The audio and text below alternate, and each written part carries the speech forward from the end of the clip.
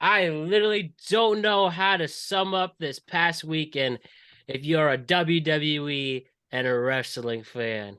Coming off what was literally on pace to be one of the greatest WrestleManias of all time with a legitimate twist ending to it and all the things that unfolded there. A day later, it is announced that the talent agency Endeavor is buying the World Wrestling Entertainment Incorporated, WWE, and they will merge them with UFC to create an ultra mega combat sport and entertainment company. And then you have the Raw after Mania that, quite frankly, also shocked us. So let's bring it all together and let's talk about it right here, right now. The crew's here. Ryan Page, AJ the Man, and join us for the first time talking wrestling is Alex Young. All right, let's just start it off the bat. The main event of WrestleMania, Cody Rhodes versus Roman Reigns for the WWE Universal Heavyweight Championship. A 5-star match. And with Roman Reigns retaining the title.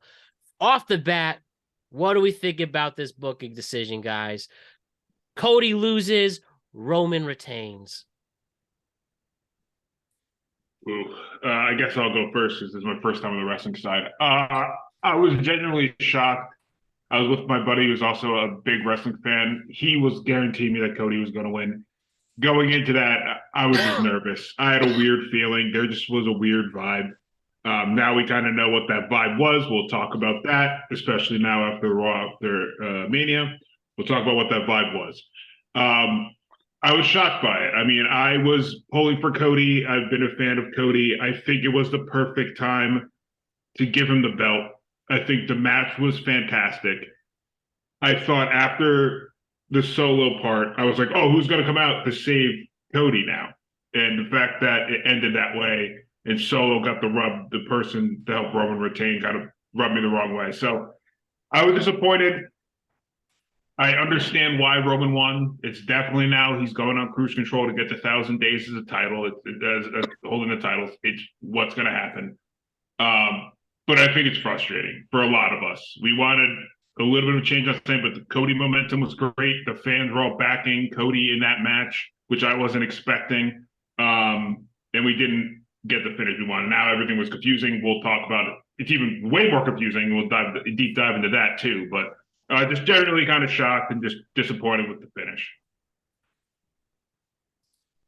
So, obviously, I've been on this podcast several times since Cody returned. I didn't wear my shirt today. It's still covered in my actual tears. So, starting as a fan, because there's no way not to be. Mm-hmm. I'm the saltiest little pretzel boy in the entire planet right now. Cody Rhodes is my absolute favorite wrestler. He should have won. I stand by that as a Cody Rhodes fan. And I think the momentum was there. He had all the momentum in the world. People wanted to see him win. However, while I disagree with what I'm about to say, I think it's important to say it because I don't think anyone else will. If you're not a fan of Cody more broadly, then the ending of WrestleMania Night 2 actually makes sense. For me, and for I think 80,000 people at the bare minimum, the story is simple. Cody Rhodes left WWE while his father, by the way, Dusty, was actively employed at WWE. Like he left the land of Easy Street. He was an upper mid card guy based purely on his last name in WWE. And he left it behind. He lost his name, lest we forget. He had to be just Cody for most of that time. He left his actual name behind to try and go into the independent wrestling. Everyone said this is a mid-carder with a famous dad who doesn't know what he's doing. He proved them wrong. Then he said, well, it's just indie wrestling. No one cares. He does the big show in Chicago, sells out the arena, all out. They say it's one show. What does that mean? He goes ahead and he starts All Elite Wrestling, proves everybody wrong again and again and again. Then finally returns, has a hot start, gets hurt. recovers from a very gnarly injury after wrestling with that gnarly injury, wins the Royal Rumble, goes to WrestleMania. The story is 6 years in the making. They had a 6-year story, and they didn't even have to tell most of it. Cody did all of the heavy lifting for free for 6 whole years. And they had that, and they got rid of it. However, if your WWE and AEW doesn't count, what happened was Stardust returned last year, won 3 matches, got hurt, came back to win the Rumble, and fought undisputed, greatest on the roster for sure, Roman Reigns. That's if you're a WWE only fan, if you're a casual fan or someone who doesn't really follow the ins and outs of Cody's entire story, maybe you even know AEW, but like just kind of a little. If you're a casual fan, that's technically the story. And so I was listening to a podcast and Bully Ray and Mark Henry that they do. Busted Open. Yes, Busted Open podcast, exactly. And I mean, the solo finish, that was a classic Dusty finish. And there's a reason they're called Dusty finishes. And so Bully Ray said, how would Dusty Rhodes book the end of WrestleMania? And he's not wrong. That is exactly how Dusty Rhodes would have booked the end of WrestleMania. It gives Cody the adversity. He has to overcome it to get to Roman Reigns at a later date. And now he'll have built up this moment. My thing is, and I believe this genuinely, is that we are not booking old school WCW anymore. Those fans knew Cody Rhodes. They knew his whole story. When Brody was in the front row, when John Huber's son was in the front row, people knew what that meant. That wasn't a surprise. Someone wasn't like, why is Luke Harper's son here? None of that surprised people. Everyone knows the full story. That's why they were so happy when he came back. Yeah. And that's why they were so happy that he had this moment, not because not because Stardust won the Royal Rumble, because they know the whole story. They know the 6 years that went into the story. So I think WWE messed this up. I don't think that means it will end badly. Yeah. When it happened, the saltiest boy on the internet, yours truly, did think that this was the end of it forever. I thought Cody's done, put the face paint back on him, it's over. That's not true. Monday pretty much confirmed that's not true. And I was stupid for thinking that was true. But just because they're going to end up scoring big at SummerSlam or next year's wherever, just because they're going to fix it at the end, doesn't mean that it wasn't a massive waste. There was a huge story that they did not tell, and they can never tell it again. Because Cody came back after 6 years of adversity, after leaving to prove that he was a Rhodes, whether he had the last name of his dad or not. And he didn't get that moment. He always lost that moment. There's nothing they can do to put that back in the bottle. And so to me, that was a sacrifice that was not worth making. I don't know who made it. I think I know who Alex thinks made that decision. I don't know if I actually agree with that. But whoever made that decision, maybe they're looking at some marketing research that I haven't seen, but I think they were 1,000% wrong. Because the better story was the real story, the true to life story, not the manufactured thing they're going to do now, not the thing to get Roman to 1,000. I was telling Matt before the podcast. All right. Roman is in 5th place right now in terms of longest single reign. Yeah. You know who he's going to surpass in 1,000 days? Not even, by the way, but if he can go a little bit past 1,000 days, Pedro Morales. Yeah. Show of hands, someone name me a Pedro Morales match that wasn't with Bruno Sammartino. You cannot do it. Nobody remembers it. And maybe that's a shame. And maybe that's something that we should talk about another time. He's not going to beat Bruno. Bruno had it for over 2,800 days. Bob Backlund, was almost 1,500 days. Hulk Hogan had it for almost 1,500 days. We will never get to 1,500 days. Roman will never surpass those 3 people. The best he can do is 4th place. There is no reason for 1,000 days. It is creating an artificial story that I'm sure will play fine, but it will not be as good as the real story that they left on the table on the second night of WrestleMania. Great. Honestly, when I saw the ending of that match, the first person I thought of was you, Ryan. I wanted to know what was going through your mind, even as just a fan.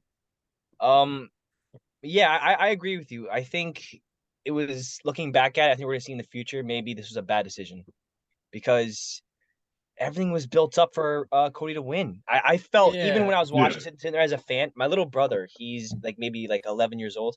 He's watching it as a fan, and he's a fan of Roman. He was getting emotional seeing the build-up. Cody's getting 3 of his finishes in, and then Solo Sikoa just does what he does and costs the match. But my problem is with that is who's gonna beat him now? You know, I know they have this very, very long story, but it better mean something better than this, because I was really, really invested in Cody. And especially after last night, I might be on the same side as Alex on who I think is thinking behind all this. Oh man. I will also say just really quickly about the Solo thing. Mhm. It'd be one thing if this was the first time that we saw this Solo bit, then maybe Yeah. we see this every single match. And I'm going to sit here and say there's even a better way to do this finish. Yeah. Because right now they're running a story where Roman Reigns is mad at the Usos for losing their titles. If the Usos had been the ones to take out Cody, not Solo, throw Solo out, maybe he comes back, maybe Sammy and Kevin beat up Solo. I don't know what you do. If Solo doesn't do the same thing he does in every single Roman Reigns main event match, if you had just done a 1D from the Usos and that was what led to the pin, then now there's tension. Now I can say Roman is mad at his cousins, the Usos, for losing the tag belts. But the Usos have a pretty good point that it was the 1D that took out Cody. Wasn't the spear, wasn't the Superman punch. Right. That's an interesting story now. Because now they're on the outs and they both have a compelling case. But right now, the Usos lost their titles. They look like idiots because when they came out to help, they got run off by Kevin Owens and Sami Zayn again. Basically, Solo looks strong. Roman, the dominant champion, I've watched Kevin Owens pin him clean while the referee was knocked out. I've watched Drew McIntyre pin him clean while the referee was knocked out. I've watched Edge tap him out, or Daniel Bryan. I don't remember. Daniel Bryan made him tap. Yeah, it was one of those. It was during that like triple threat era. I've watched him tap out. I've watched Brock Lesnar beat him while the ref was down. I've watched so many people beat. To be honest with you, those people. You saw God beat him. God with the assist, right? I mean, Seth Rollins did beat him. It was by disqualification, but he did win. I'm like, I've actually seen people do better than Cody. Yeah. Technically, Cody hit the move twice. It definitely looked like it was over, but then he got the thumbs up from Solo, and that was the end. Like, they didn't even tell this story the best way they could. No. That's what bothers me. He's this dominant champion, but only because Solo's around, or Jay before Solo. And so it's all artificial. In that respect, and I get it's all artificial, it's wrestling, but I mean, it all looks artificial. It looks like they're padding days on for no reason. Yeah, they're like, he's a dominant champion, but doesn't win on his own.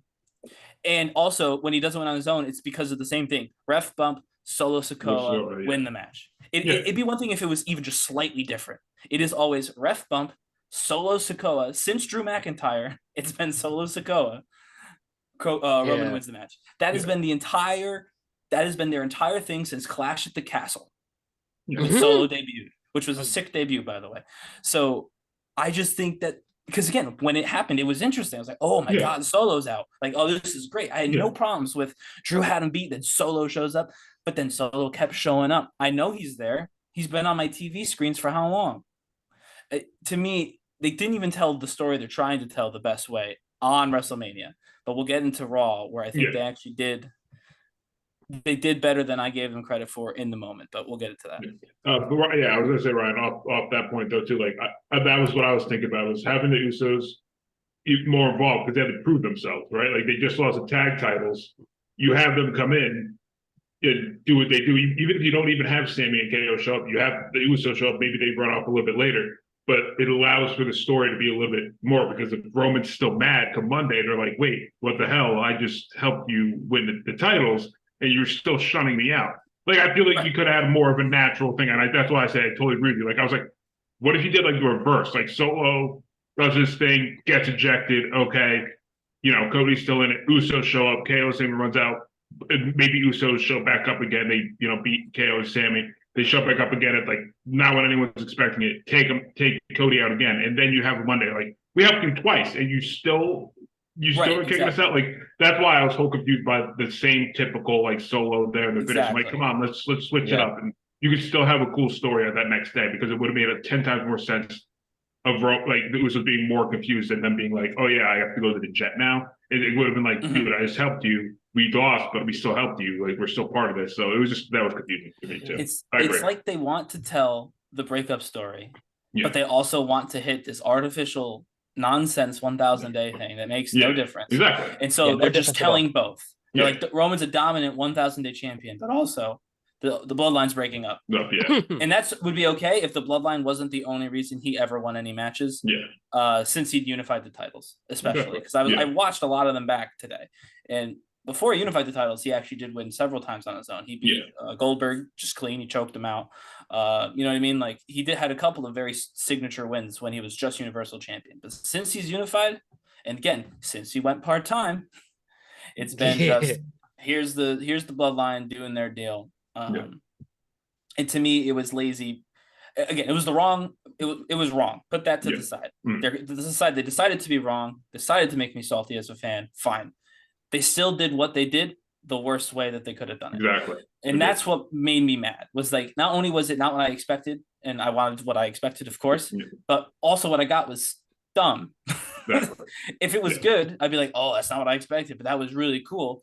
Okay, that's different. You know, I could be bummed for Cody. I could be upset for Cody, but still be like, that was cool. That wasn't cool. I've seen that 1,000 times. I watched Sammy do it. It was the same exact match they had at Montreal. There was almost no differences. Several haluva kicks in a row. Interference. Like, it's exactly the same. Like, it just, to me, it doesn't make any sense. You know, one thing that I really invested, I wanted Cody to win too, and I really thought it was bound for this. You know, apparently you get these reports that Roman's gonna leave, like take an extended leave. Okay, it makes sense to drop the belts, and that's obviously no one knows what's gonna happen with him or whatever. And then like looking at this, the writing side of this, on that Friday night that Cody insults Solo, says you're not ready, and then we see, especially that last 5 minutes, there's a TikTok saved of me just rewatching that sequence because it legitimately was as entertaining as it goes. I even sent it to people who don't even respect wrestling. It's like, wow, that's actually really cool. Like the breaking up those finishing moves, like the crowd was at an all-time peak. I was like, wow, this really is gonna work. And then it just doesn't. The one guy that Cody makes fun of, the episode 2 nights before, he is the ultimate factor in him losing. And a really good Michael Cole call, not like this, said just right. And then even the refs 1, 2, 3 was as dramatic as it goes. It wasn't a normal one. Oh, slow. 1, yeah. Although he'd been knocked out too, right? So 3. I mean, it. As I joke with Ryan, Ryan told me throughout the weekend that he thought this was going to be the result. And I said, well, if this is going to be a Hollywood ending, this would be more like a 70s Hollywood ending, where if you watch 70s movies, the hero usually loses. Spoiler, like the French Connection or something. Like literally the bad guy wins. And that's what happened here. As soon as I saw Cody's wings, I texted you Matt mentioned about this. that. I saw the wings on his back. I said, Cody lost. Melissa was like, what? I'm like, Cody what does lost. that represent? I literally don't know. The story of Icarus, the wax wings flew too close to the sun. They melt and he dies. Oh, it's I missed that. Greek myth. I saw it. I said, that's cool. I messaged to a bunch of people like, those are Icarus wings. And they're like, what? I'm like, yeah, he's about to get real close and he's about to fail. Okay, that's cool then. But only if it made sense. And I know you really like the whole, he made fun of Solo, but he beat Solo. He said, Solo, son, you're not ready. Too. Solo said, all right, I'll prove to you I'm ready. He said, all right, let's do it.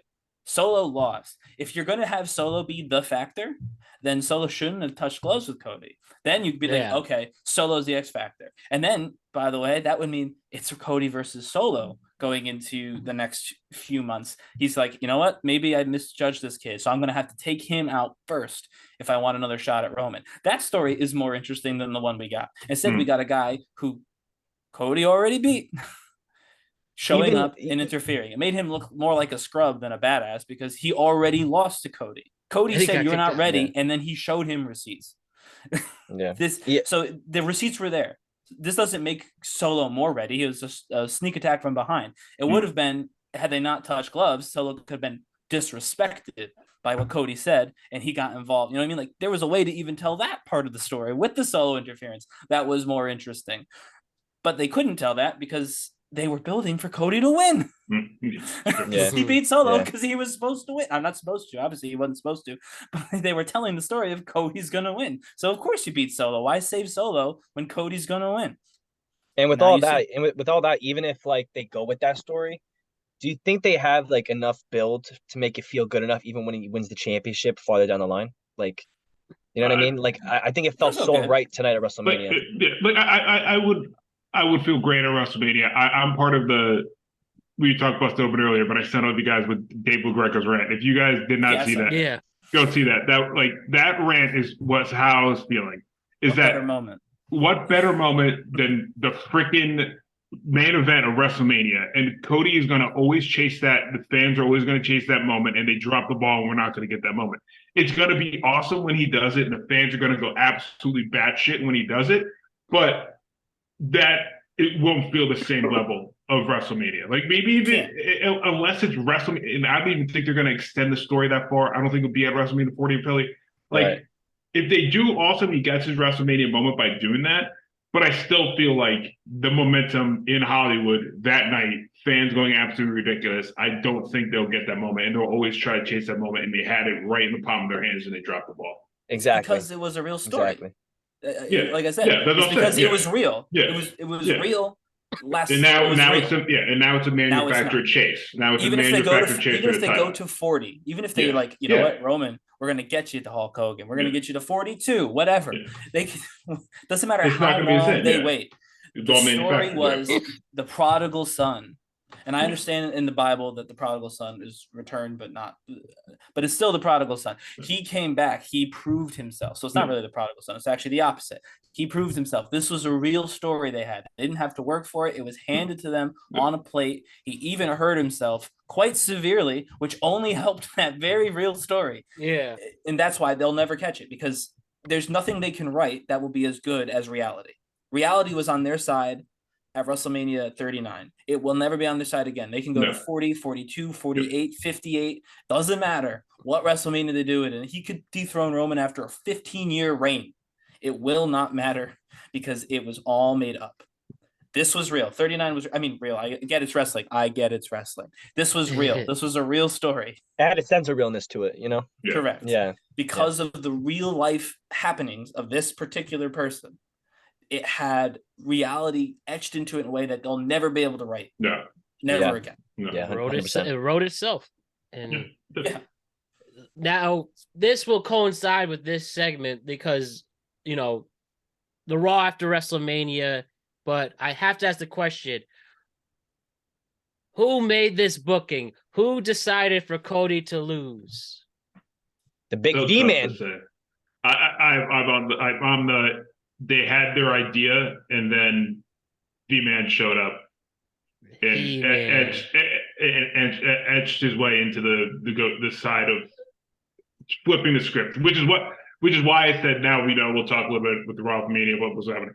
I feel like he had a heavy influence on this. I feel like they might have been set to have Cody to win, and then it got drastically changed potentially because we've seen this so many times and time again with Vince that now that he's etching his way, and I'm not in the weeds, but now he's back in the weeds. He controls so much influence, and they might have had Roman win. I don't really know, but it just feels like such a Vince thing to do, where they're like, okay, maybe we'll have Cody win, and and then Vince is like, no, 1,000 days as champion, Cody can get it down the line, everything will be fine, and they're like, oh shit, okay.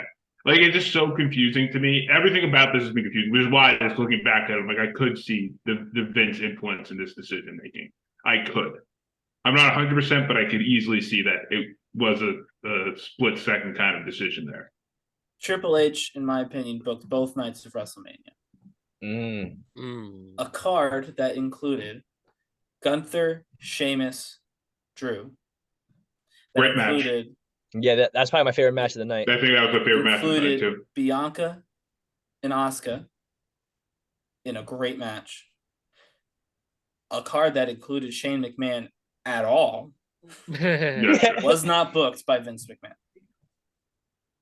I find it hard to believe that Vince showed up and said, do everything you want. However, not the You end. will listen to me.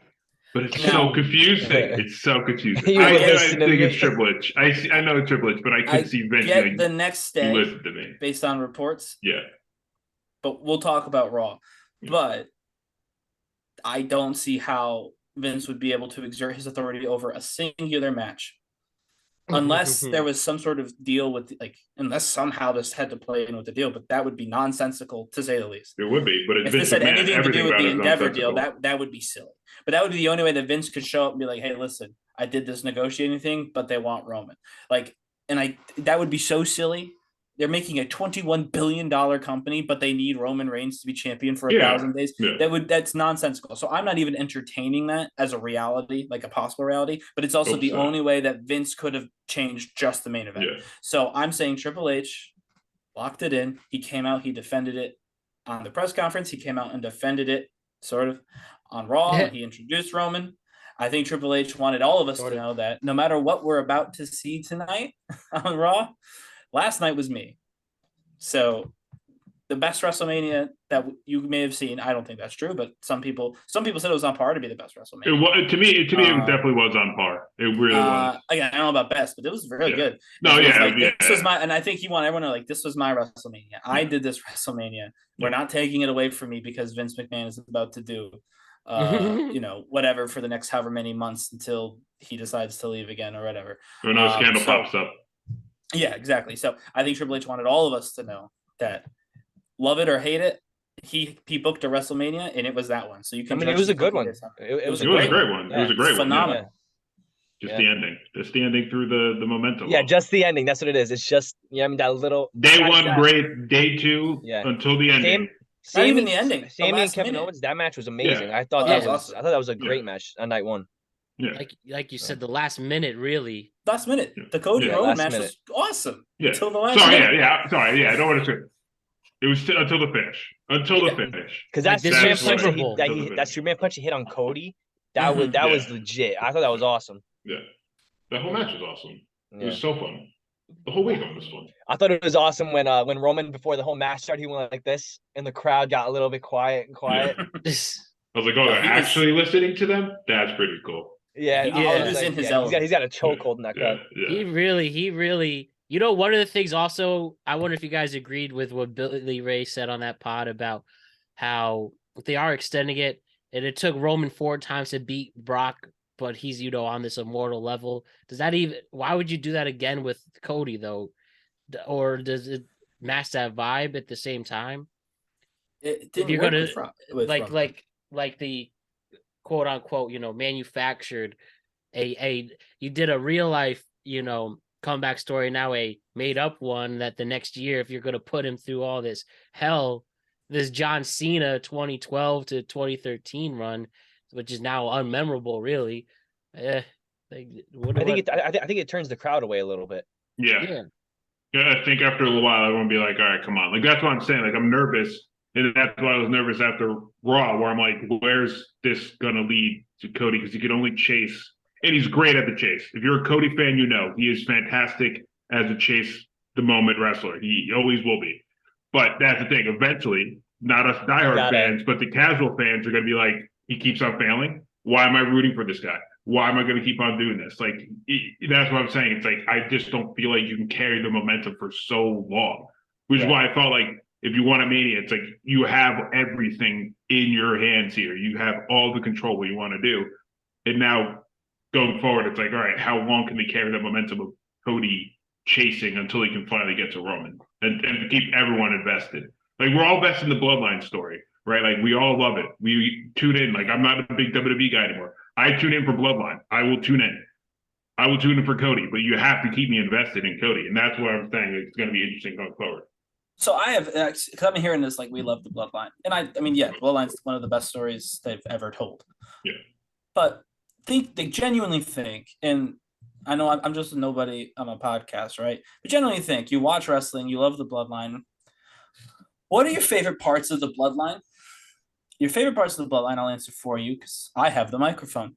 You liked the dissension between Jay and Sammy. You liked the dissension between Roman and the Usos. You liked all of the bits where somebody was mad at somebody else. There's never been a point in time where like everyone in the Bloodline is hunky-dory and that's what we like.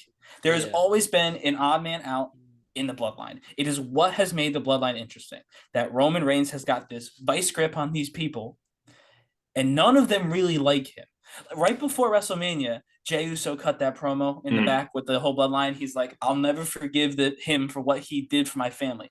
Everyone looked at Roman except for Jey, and Roman looked at Jey, and Jey looked down the camera. That's because everyone in the room thought he was talking about Roman, because everyone in the room agrees that Roman is the problem. They're just too scared to say anything.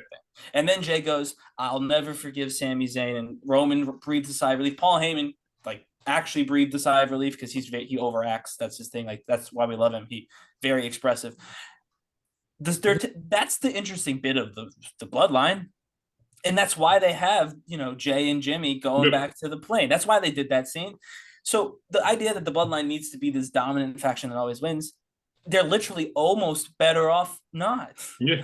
The crumbling, the dissension, that's the selling point of the bloodline. Yeah. And it's always been the selling point of the bloodline. Before it was the formation, that's true.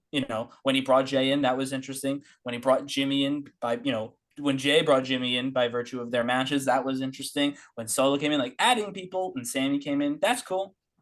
Like, but it's either you're adding people or you're teasing dissension. Those are the only interesting bits of the bloodline. And you don't need the title to do either of those two things. So I don't get the whole, like, the bloodline is the selling point. We got to keep the bloodline strong. You keep the bloodline plenty important by breaking it up. That was saying that with the bloodline going forward, now it's going to be fun, right? Because the dissension is officially right. Yeah, that's what makes it interesting. Is the Usos are on the outs. That's why we care. Yeah, exactly. Not because Roman is champ. That doesn't matter. No. I mean, it matters in that it's 1,000 days or whatever for them, but for fans, it's the Usos versus Roman. That's what's interesting. Exactly. Great. This way this all culminated and continues this story. The Raw after Mania takes place. And again, on the merger was announced earlier that day. Then we had the Raw after Mania. And we see, the bloodline come out. Triple H says, we're not going anywhere. Triple H, gives his respects to the bloodline. Then Cody comes out, no rematch. Then a true surprise, babyface Brock Lesnar comes out. And it's funny, AJ, you literally said, I love babyface Brock Lesnar. You gotta love him. Who doesn't love babyface Brock Lesnar? Seriously. Cowboy Brock. Exactly. Cowboy Brock's fantastic.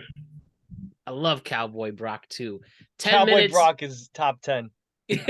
Just seems like a cool dude. And so the match comes, we see, okay, this is only going to be like a 5-minute match, but this should be fun. And then they make the announcement, and then ring announcer, I can't think of her name, she does an amazing job. Then we see... We put so much effort into that, too. I felt so bad after the results that you said, but yeah. Yeah, right? And then at the main event of the Raw after Mania, and the Raw after Mania was extremely underwhelming, we see Brock Lesnar F5 Cody, literally beats the heck out of him, and then he leaves, comes back to beat him up some more. Then he flips off the fans and the camera, and then Raw ends. So now with this new layer into the story, I mean, what's going on, guys, with Brock Lesnar already turning on Cody like this? I mean, what are we expecting this now? And with the news about Vince coming back and the merger, like, was this literal symbolism of Brock flip off everybody? It's me. That's what I got in really thinking about it. Like, literally, he has Brock Lesnar, someone he booked to the moon, and then he literally flips off on TV14 TV, no, TVPG TV. He flips us all off. I don't even know where to begin with this. I was so confused in the moment, which is genuinely what you want as a viewer. But this all would have made perfect sense if Cody had the goddamn belt. That's the thing that confuses me the most about all that. Yeah. Is that his path would have made sense to go after Cody because he can't fight Roman because of previous match things. So why attack Cody? You still can't get to Roman. It made no. I'm like, this just seems like, oh yeah, okay, like Cody had the belt, Brock go out there, act like you're all buddy with him, screw him over because you want the belt. You want it again, and that's the reason why. that whole moment, I'm like sitting there, I'm like, he can't fight Roman, who's a champion. So you're gonna have this side story with Brock, and I guess Roman will be like, "Oh, if you beat Brock like I have in the past, you can fight me again." Like that's the thing that confused me in that whole moment, that whole show. Just seemed like a whole ball of confusion. And then you hear the reports. Obviously, Vince is back in the weeds. God, I hate every second of that. But yeah, that in that moment, I was just so confused and agitated, and even more frustrated because I'm like, what are you doing with Cody now? Like, this is just a weird thing with Cody. Like, because none of what Brock does makes sense. Now we're gonna have the whole week to figure out what his game plan was, and I guess that's a way to get people to tune in next week. But it was just a very confusing moment for me because, like I said, we all knew, and you could tell Roman was scared. Like, oh, Yeah, Brock, right. Brock can't. Like, how, did we know this, Paul? Did you just have to? Did you know he was coming? He's not supposed to be able to fight me. Like, what? He's here, and I'm like, oh, okay, like, cool. This is awesome. Like, Roman's on the ropes. You have this cool match, and then whatever, right? Whatever happens, happens.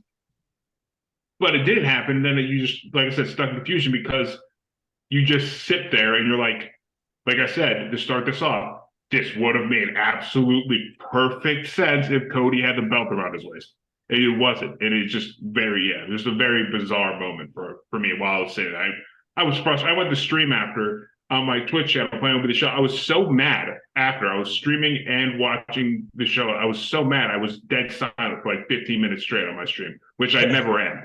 But I just was because I was just like, what is this? What is this decision making? Yeah.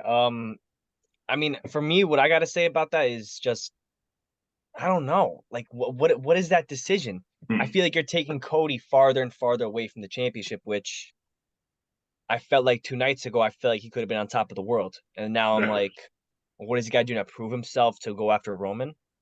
I don't get that. I really don't get that. At first, when I saw that happen, I was like, maybe it's a Paul Heyman thing because maybe they're on the ends with each other. But even that as a story itself, I think would be the dumbest thing in the world. We saw it already.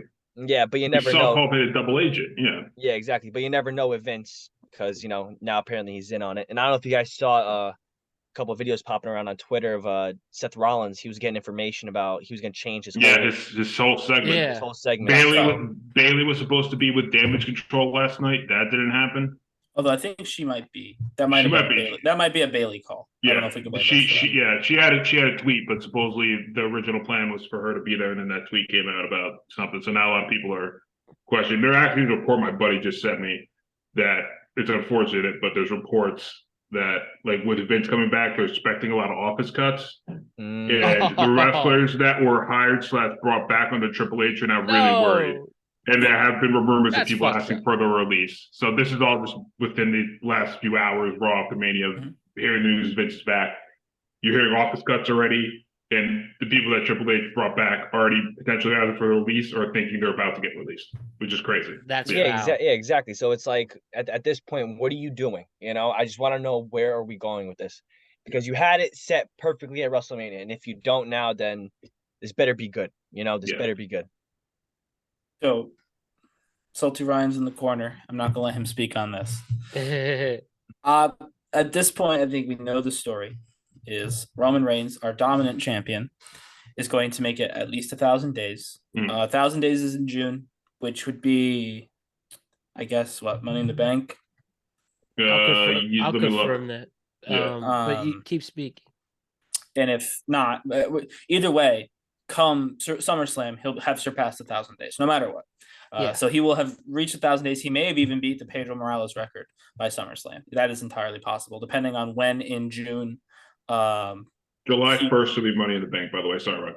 Yep. Okay.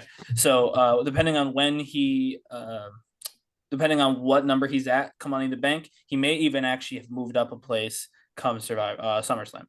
So if they're doing Cody again, and I think they are, I don't believe anyone else is taking the title off of Roman. I think that the story is Cody failed once. He won't fail again.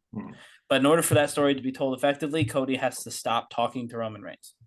I do agree with that. If the story is Cody failed the first time at WrestleMania, but come SummerSlam, he's going to get that big moment on the second largest stage that wrestling has. and it's going to be, epic, and he'll be over, the guy Roman will have over 1,000 days, the whole 9 yards.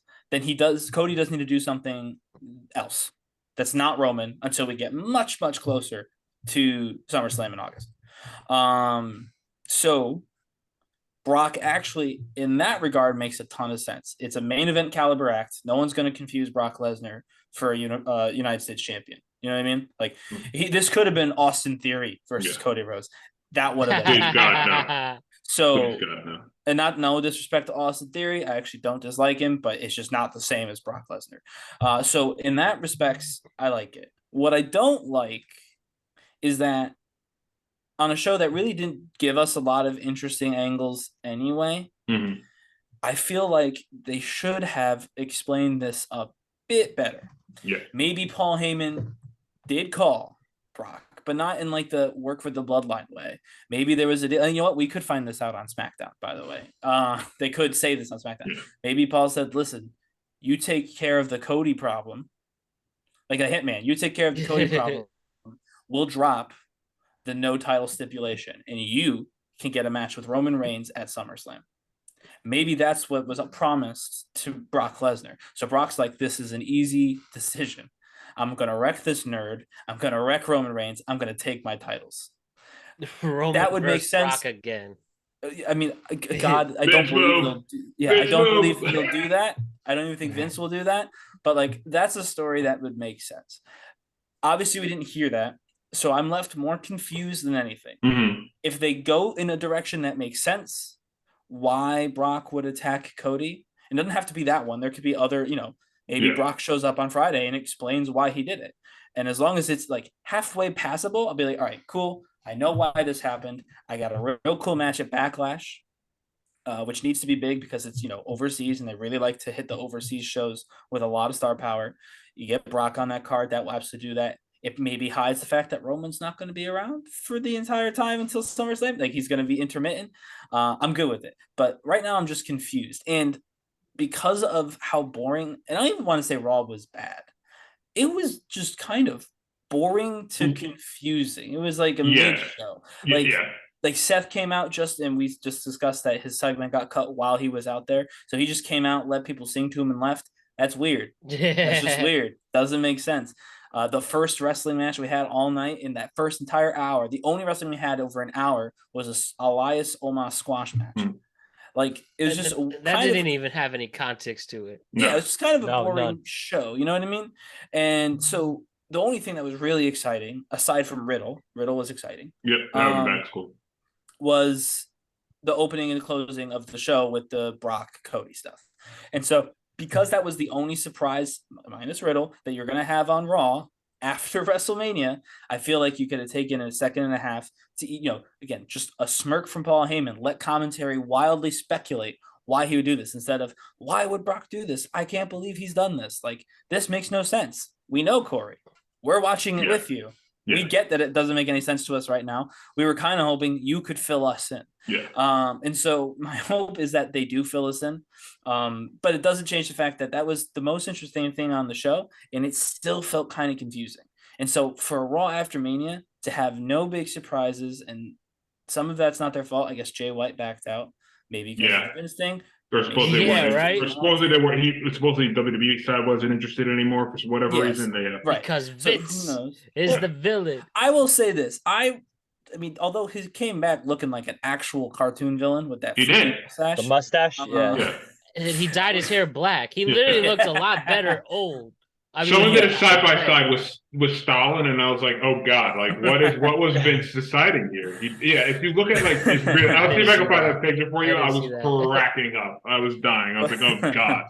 It's kind of accurate. Aside from looking like a supervillain, I'm not going to sit here and just go, Vince is the root of all evil. And Vince is taking full control. Triple H told everyone who worked there that that's not true.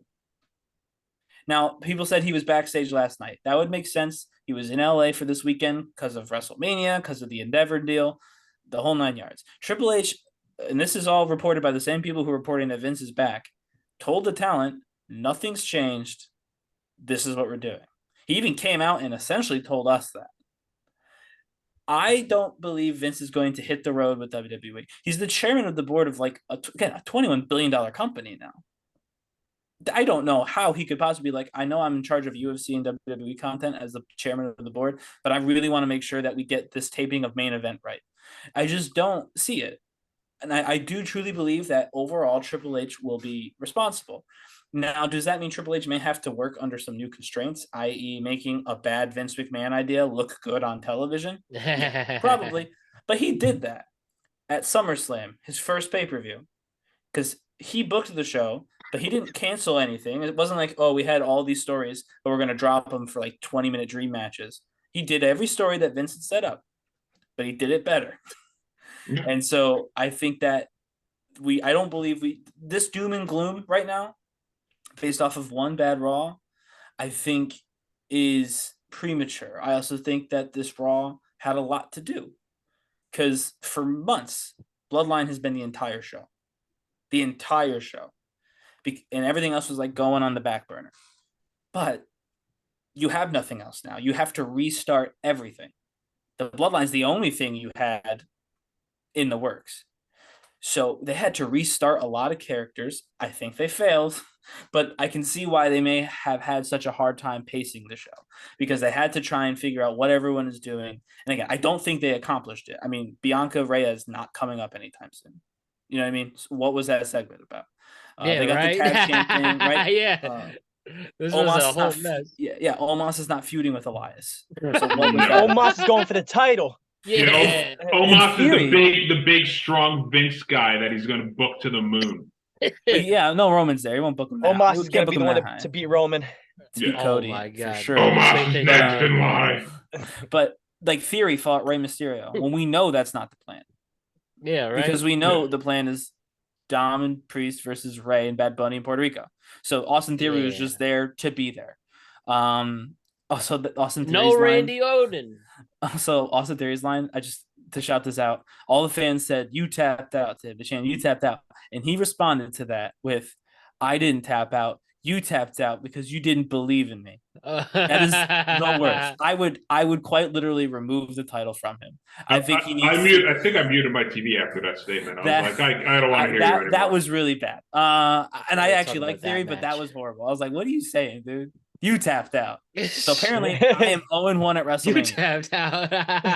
I am 0-1 at WrestleMania. I tapped out to Austin Theory for not believing it or for believing in Johnson or whatever. I'm not even sure, but no, I think the show was boring, but not this like trash heap that people are calling it. I think had it been a normal Raw, it would have been fine. I agree. I think it's because there's the mystique to the Raw after Mania that we've had since we grew up. Also, people are pissed at Cody still. Well, that too, but there's like that mystique of where it's the surprises and the cool new storylines that are going to be emerging Raw after Mania. It's like a new season. Yeah, it's pretty much a new season. Like, what's going to be cool and exciting? Is someone from NXT going to get called up? Whatever. Is someone coming back? And we just didn't get that at all. And I think that's why a lot of people were disappointed. This felt like a recap show. This felt like they just brought everybody out who was on WrestleMania, with the exception of the Cody Brock bloodline thing. Yeah, and there's a place for that. It just historically hasn't been the Raw after Mania. Although I would say that they've all been lacking a little bit recently. Yeah, I was going to say the past few years it hasn't. I think it's been underwhelmed. Yeah, I think that. And that's okay too. Maybe they don't want to get into that same. But the problem is they market it like Raw. Yeah, they market it. You gotta tune in. Yeah, you guys have to be here. Yeah, you didn't have to tune in for this. You could have watched the Brock beatdown on Cody. Yeah. On YouTube. And pretty much gotten everything you need out of it. You could watch the YouTube 5-minute recap and got everything. Yeah, they post the highlights on YouTube. Yeah, you could just watch that one. You don't have to watch all of them. No. Just watch that one. Yeah. And you know everything you need to know. Because what is it? I mean, Raquel and Liv are gonna do a match next week, but you don't even know that. They could have just been like, "Hey, we got a title match." Yeah. Also, why was it Raquel and Liv? They lost. If you're gonna do them next, just have them win at WrestleMania and be like, "We won at WrestleMania." Yeah, that didn't make any sense to me at all. There's a lot of confusing stuff. There's just a lot of it that makes sense. I heard one really ice cold take that people don't care about Sami and Kevin now that they're champions. I didn't get that at all. Oh no! I think I was waiting for them to come out. Yeah, what I got was that it was weird that the Street Profits were their first opponent. Yeah. That was a little confusing to me. Again, if there had been like a debuting tag team run-in, like a Pretty Deadly from NXT, perhaps. Not that they're necessarily ready, but I think they do fine. Or the Creed brothers, if they're going to come up and they're going to be heel. Okay, then it makes sense. You had two baby faces because the heel is going to be the people who interfere and knock you out. And like, wow, new NXT guys calling their shots against the new champs. Perfect. Love that. But it wasn't. It was just a straight up match. And it was fine. It was a good match, but it was just kind of boring. Like, Yeah. But I was gonna say you Bad Bunny people did. want to lose tag teams. Sorry, I was gonna say you people want to losing tag teams from WrestleMania weekend, not the tag team that won the Street Profits. Yeah, right. Well, right, that's true. That's why I'm like a debut would have made sense there, but I don't know. Who knows? Yeah, I agree. What'd you say about Bad Bunny, Matt? I was gonna say he separated his soul. Bad Bunny separated his shoulder. This has been always a hard word for me to say. Shoulder. He separated his shoulder. That's what they said. And is he touring? Is he on tour right now? Sell that. Nah, he's not touring right now. There was actually if he tore after, he needed the kayfabe be in a sling. Like he needs for the tour. Performance, for the tour. Like with his arm in a sling, he definitely would do it. He just there's a picture release of him and Kendall Jenner today. Oh God! So and his shoulder was fine there. So we'll just pretend.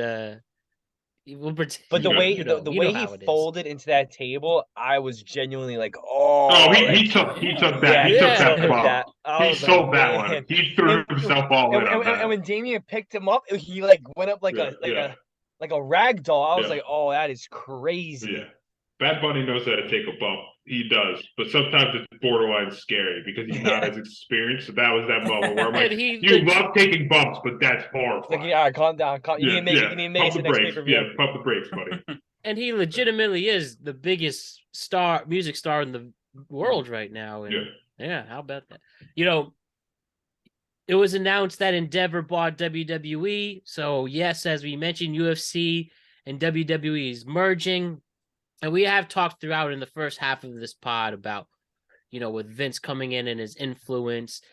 But to focus on the MMA part of it, like, do you guys see it just being, this is the WWE side and this is UFC side?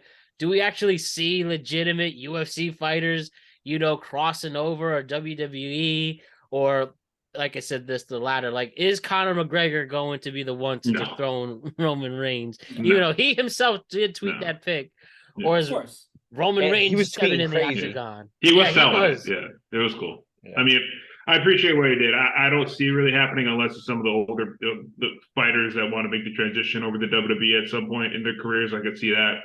I think it's going to be kind of separate entities that help each other in promotion. I think that's what they're going to really do. I don't see them being like, like you said, like Conor McGregor is going to show up, at the Royal Rumble as entrant number 25 or 30, and everyone's going to lose their mind. Like, I don't see that.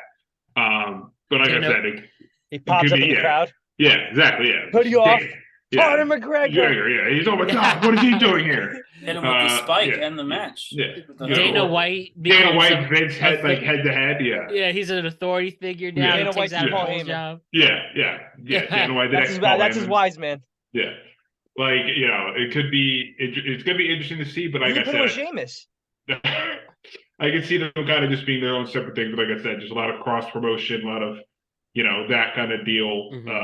But just being kind of one unified front between the fighting and entertainment side of everything, and just kind of having a structure in place. But yeah, I don't see like I said, UFC fighters who haven't been on a fight card in months being like, you know what? All right, let me go over to WWE side, train for a little bit, and see where it takes me. I could there could be guys that want to learn that. Like I said, the older people, we see that happen with the previous UFC fighters who make the transition over, but I don't see it happening like right away. It's just kind of. You might get a few more interested parties because of the deal. You might be like, you know what? They might actually, because of the deal, someone who is a little bit older, maybe trying to transition out, might be like, now that they're connected, there's a shot that they'll advertise me on both shows, that I could actually get some decent promo for myself if I move over. And so I could see someone making that decision, but like, I don't believe they're going to do a promotional like UFC heavyweight champion versus WWE match, or God forbid, an actual cage fight. Oh God. Listen, I am a massive wrestling fan. I also enjoy combat sports. I believe, and maybe I'm wrong about this, maybe some of the guys on the wrestling roster are tougher than I give them credit for. I believe that the majority of the WWE roster would get absolutely worked in an actual fight in UFC. For sure. I believe a except, UFC like, fighter. I put the weight Riddle. class aside. You put Roman Reigns in there with, a middleweight. I think he's gonna get the hands. Yeah. He's gonna get absolutely worked. He's gonna ruin the wrestler. Yeah. That's why it'll never happen. So that'll never happen. Maybe. The only person would be Brock. If Brock's not going back to doing any sort of combat sports. And that's just off the juice. That's just off the juice. Maybe he'll do it if they give him like a middleweight. Yeah. Right, Brock show up and exhibition beat up this middleweight. Maybe Brock will do it for that if he thinks he's got a good shot. But and again, maybe they'll do a match. Like I could see it going the other way just once. But I don't know. I don't think so, to be honest with you. I think that they'll keep them separate, again, just purely advertising. And maybe one or two savvy kind of vets of the MMA circuit will see this as their opportunity to, stop getting hit as hard. And, capitalize on the chance of getting double publicity from UFC and from WWE by switching from one to the other. So I think that could happen, but nothing major. All right, boys. Good stuff with this. Now, as we mentioned before, this really is a podcast of two halves. Now we can really focus on the rest of WrestleMania because there was a whole WrestleMania to talk about. It hit on the other main event, the tag team titles with Sami Zayn, Kevin Owens versus the Usos. That was great, especially on a story set, on a story level. My favorite part was those final 3 Hoover kicks from Sami, just as dramatic as it was. And that is where you literally saw a story have its definitive ending. This is a story that was complete. Just those were so dramatic. It was specifically Jay taking that. And the Usos with their historic run comes to an end. And that was an awesome, awesome match. Feel good. And if only WrestleMania Night 1 was the only one, right? Tell me your thoughts on that. I loved every second of that match. I was really happy because I know there was a lot of confusion on if that was going to be the main event of the first night. I think some people thought Charlotte would have night 1. I was really happy. The biggest story, I think, you have that night 1 with that. You leave it if there was a cliffhanger perfectly into night 2. But just the emotion of that match, it was well executed. That ending was perfect. The little kiss on the forehead and all this. You see the kiss on the forehead and you're like, oh, wait, is something going to happen here? And then he's like, no, line him back up, hit him again. I was like, oh, this is brilliant. This is so great storytelling from the 4 of them, which is what we expect from them. They're all amazing storytellers in the ring. And just such a fun match and a fun ending and a redemption kind of story for Sami. But like I said, Matt, those last 3 and the kiss on the forehead to me was like pure wrestling at its finest. And those guys had a brilliant, brilliant match. It was, I'm sorry, I love you all over again. Pretty much, that's what I thought of that instantly. I thought of that match.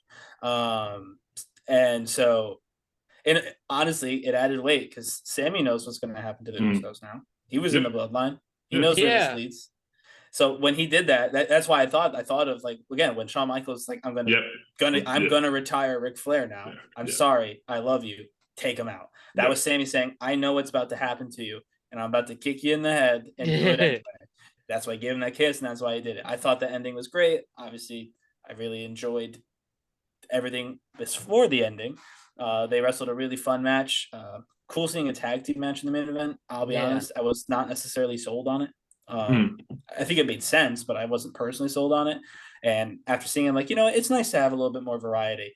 Not just, here's the men's main event, here's the women's main event. Now, like, okay, you can get, if you're a team, you can get big enough to main event. You know what I mean? I thought that was cool. That's a great point there, especially it rewards those working their ass off. Yeah. Honestly, I think we talked about it in the first podcast. We believed that, or at least I believed that Charlotte and Rhea was gonna main event. And I said in the previous podcast, I thought this should have main evented, and I'm happy that it did, because it was probably the best story that's been going on television for these past couple months. And like I said before, I thought Sami should have taken out Roman at Elimination Chamber, but that's just me. That's just me as a fan speaking, But watching this all happen where like Sami Zayn's kind of, getting beat up in the beginning and Kevin Owens, his best friend's picking him up. And then right there, final moment, 3 haluva kicks to the dome. And you see Jay, the way he sells it like a limp body. Yeah. He reminded me of Apollo Crews in Rocky 4 when he was getting beat up by Drago. I was like, this is awesome. And then seeing them win the Apollo Creed. championships finally, it was just, it was good. It was a good feeling. If Compared he to night, dies, he compared to night dies. 2. Yeah, if he dies, he dies. And the way Yeah, that pretty neck was much, yeah. stepped going back. This was a great night for selling. And this is a great transition because these two sold this match like it was the most important thing ever. The Charlotte Flair and Rhea Ripley. And that was a hard match for the Usos and KOs and Sammy to follow. But this is my favorite women's match of all time. This was a pure fight. I mean, I was legitimately concerned for these two at some points. They were some nasty bumps, some nasty hits. And Charlotte announced she's taking a break to go bodybuild. And if Well deserved. yeah, a good ending. If we're not going to see her for a while, I am very, very happy she did the honors properly. And if you want to add to the confusion now, and Rhea Ripley, a deserving champion, well, what is Judgment Day going to do now? I mean, with Mommy as champion, and she did her thing. Say if we're gonna get a preview of her and Bianca eventually, I just wonder after this match where it's gonna go. But the match, what do you think of the match itself, and then what's next? Someday, people will listen to me about my best friend Charlotte Flair because she is the best wrestler on their roster. It's not close. Becky's the most popular, and Becky's a phenomenal wrestler. I'm a huge fan of Bianca, who is super promising and has a ton of talent. Charlotte Flair is the best women's wrestler on the WWE roster. This wasn't even a story. This was barely anything. This was nonsense. I was so not looking forward, and I was bumming out because Charlotte has had my favorite match in almost every single WrestleMania I've watched since she debuted on the main roster. And I was like, oh, this was kind of lame. We've already seen it. The roles are a little different, and it's a little different, but I was like, this is kind of lame. I mean, my goodness. It was the best match of WrestleMania. I know some people don't agree with that, but that's okay. Debate that. It was the best match of WrestleMania, both nights. And I mean, they did it with nothing. There was nothing powering the story. Even Bianca Asuka had a little bit more powering because you're like, all right, Asuka was built up a little bit as like, oh, she's this strange, entity that Bianca is really unsure how to handle now with the face paint and the mist, right? This was nothing. This was like Rhea won the Rumble. Charlotte has the title. So this is the obligatory match that Rhea has to have because she won the Rumble. That was basically the only story they were managed to get through that was cohesive. And so the fact that they had this match, and both Rhea and Charlotte knew it. And I don't even think it took them till the end. I think they knew it almost halfway through. And I think that almost made the match better because they're like, yeah, this has been the best match of the night. Let's keep going. And you know what I mean? It kind of powered them to be like, let's keep going bigger because we know we've won. They're trying to lap everybody. I thought it was so good. It's my absolute favorite match of WrestleMania. Obviously the right person won. Congratulations to Rhea Ripley. I think it'll be fine. The Judgment Day thing. Dominic wasn't a goofball like I thought he might be on Raw. I'm a little disappointed. We only have one more show to make it happen. Gimp Suit Dom for the win. But if we don't get it and he still stays serious, then I think that might be just as well. That they kind of get a little less goofy for a little while and let the championship run have a little more edge to it. Not edge. God, no more edge. No, edge. no more edge. Judgment. No more edge. But the other kind of edge, the edge that isn't one person. I love the match too. Big fan of it. I was happy for Ripley. I'm happy Charlotte getting a break, well deserved. I feel like when they're uncertain on a champion, they kind of leaned on her to take the belt back and kind of hold it. So I know a lot of people are like, she is not deserving of all those titles. I understand the hate towards her, but again, like Brian said, she is, to me, the best female wrestler on the roster, one of the best female wrestlers on the planet. She always delivers. She took a nasty bump, landed right on her head, and kept on going. Nose? Just tell the nose, but that bump, I legitimately was concerned for her because usually you don't see a lot of people get up from that and continue to wrestle. She did. So props to her because that looked nasty. But that whole match was great. And I loved the moment right after she lost where she turned her head and looked over at Rhea and smiled. Yeah. Because it just showed that she was so excited for her. And usually you don't see that from Charlotte, but just to see her emotion of her general happiness to see Rhea have the belt after everything that she had to do to get there and get the belt. And she even went on Twitter after and congratulated her, which, Charlotte's kind of the tweener between heel and face, and you don't really see that. Just to see her generally excited to see where Ripley takes the title and goes from it was just so cool to me because we know how important Charlotte is to the women's division, and just to see her generally be like, this person's next, and she deserves it. And she had a great match with me, and I think like the sky's the limit for her was such awesome and just like cool, genuine moment to see her like can't contain like her seriousness. She just looked back and just smiled at her right after the win. So great match overall, really, really fun. And like I said, I loved every second of it because it was just so entertaining. And Charlotte always brings the house down, and Rhea really showed up and had a great match as well. Yeah, I agree with both you guys. I love this match. I loved their first match even more, to be honest. I thought this match was a little bit better, but I loved both matches equally, and I think Charlotte delivers every time she's in a match. Like, I'm not the biggest fan of Charlotte, but you gotta appreciate greatness while it's here. You know what I mean? Yeah. And I also liked the moment where it kind of shows her almost break a little bit of character because she's looking up and seeing and smiling that even though she just lost. Yeah, exactly. Yeah. It almost feels like there's a changing of ties now that Rhea's champion, and I want to see what it does to Judgment Day, knowing that she's practically the only champion in the group, the only winner. Yeah, and I wonder if they keeping Dom with her, or if they're trying to transition Dom with now Priest with the whole Bad Bunny situation. Yeah. I will say just something that came to my head. I would love to see at a WrestleMania, and I don't know if they'll be able to do this with her time off. I'd love to see a 15-time champ. So she needs one more title before this. I'm sorry, guys. Charlotte Flair challenge champion Bianca Belair at WrestleMania. I would love to see Bianca's WrestleMania streak versus Charlotte going for 16 to tie her dad. I think that'd be pretty dope. That would be one. I mean, in the ring, of course, as we described, it'd be one of the best women's matches of all time. The story would be one of the best women's stories of all time. I think that would be so good. And honestly, I think they, depending on her schedule, could maybe even get it done by Mania. Sure. Next Mania, right? Mania 40. Yeah. To have, you can build that story quickly. You have to give Charlotte a whole other title. But after you do that, and I think that's a money match, and it's the only one they don't have yet. I would spend so much money to go see that. If that happens in Philly, I don't know what I'm going to do. I do know I'm going to go. I'm going to be in the front row probably. That would be such a good match. Such a good match. I can't wait for that. And they haven't even announced it, and I can't wait for that because it's going to happen. I'll be all for that match if it goes down. I'll be all for it. Whenever it happens, I'll be all for it. And we'll stick with the Judgment Day matches.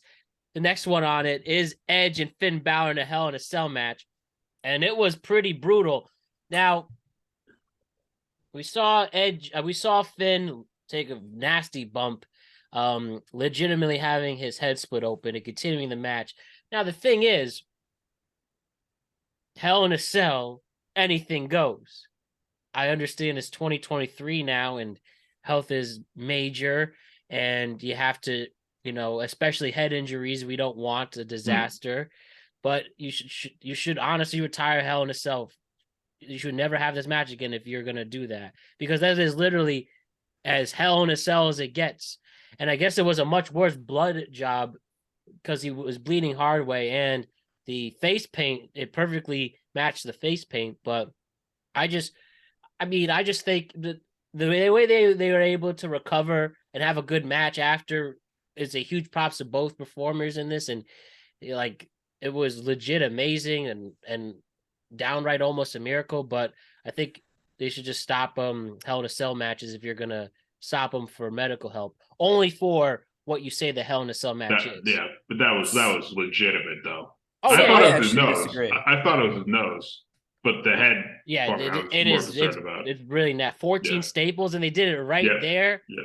And then they pulled off such a great match. And I don't mean to steal your Ryan, and you can defend it, but with the Demon losing, I guess he's a scrub now. He is a scrub now, and I did text Matt that, and I stand by that. However, I disagree about the stoppage. I mean, maybe just for a health reason you want to stop it, but Yeah, I think that the ref stoppage made that match 4 times better. I was bored with that match when it started. I was a little underwhelmed with the entrances.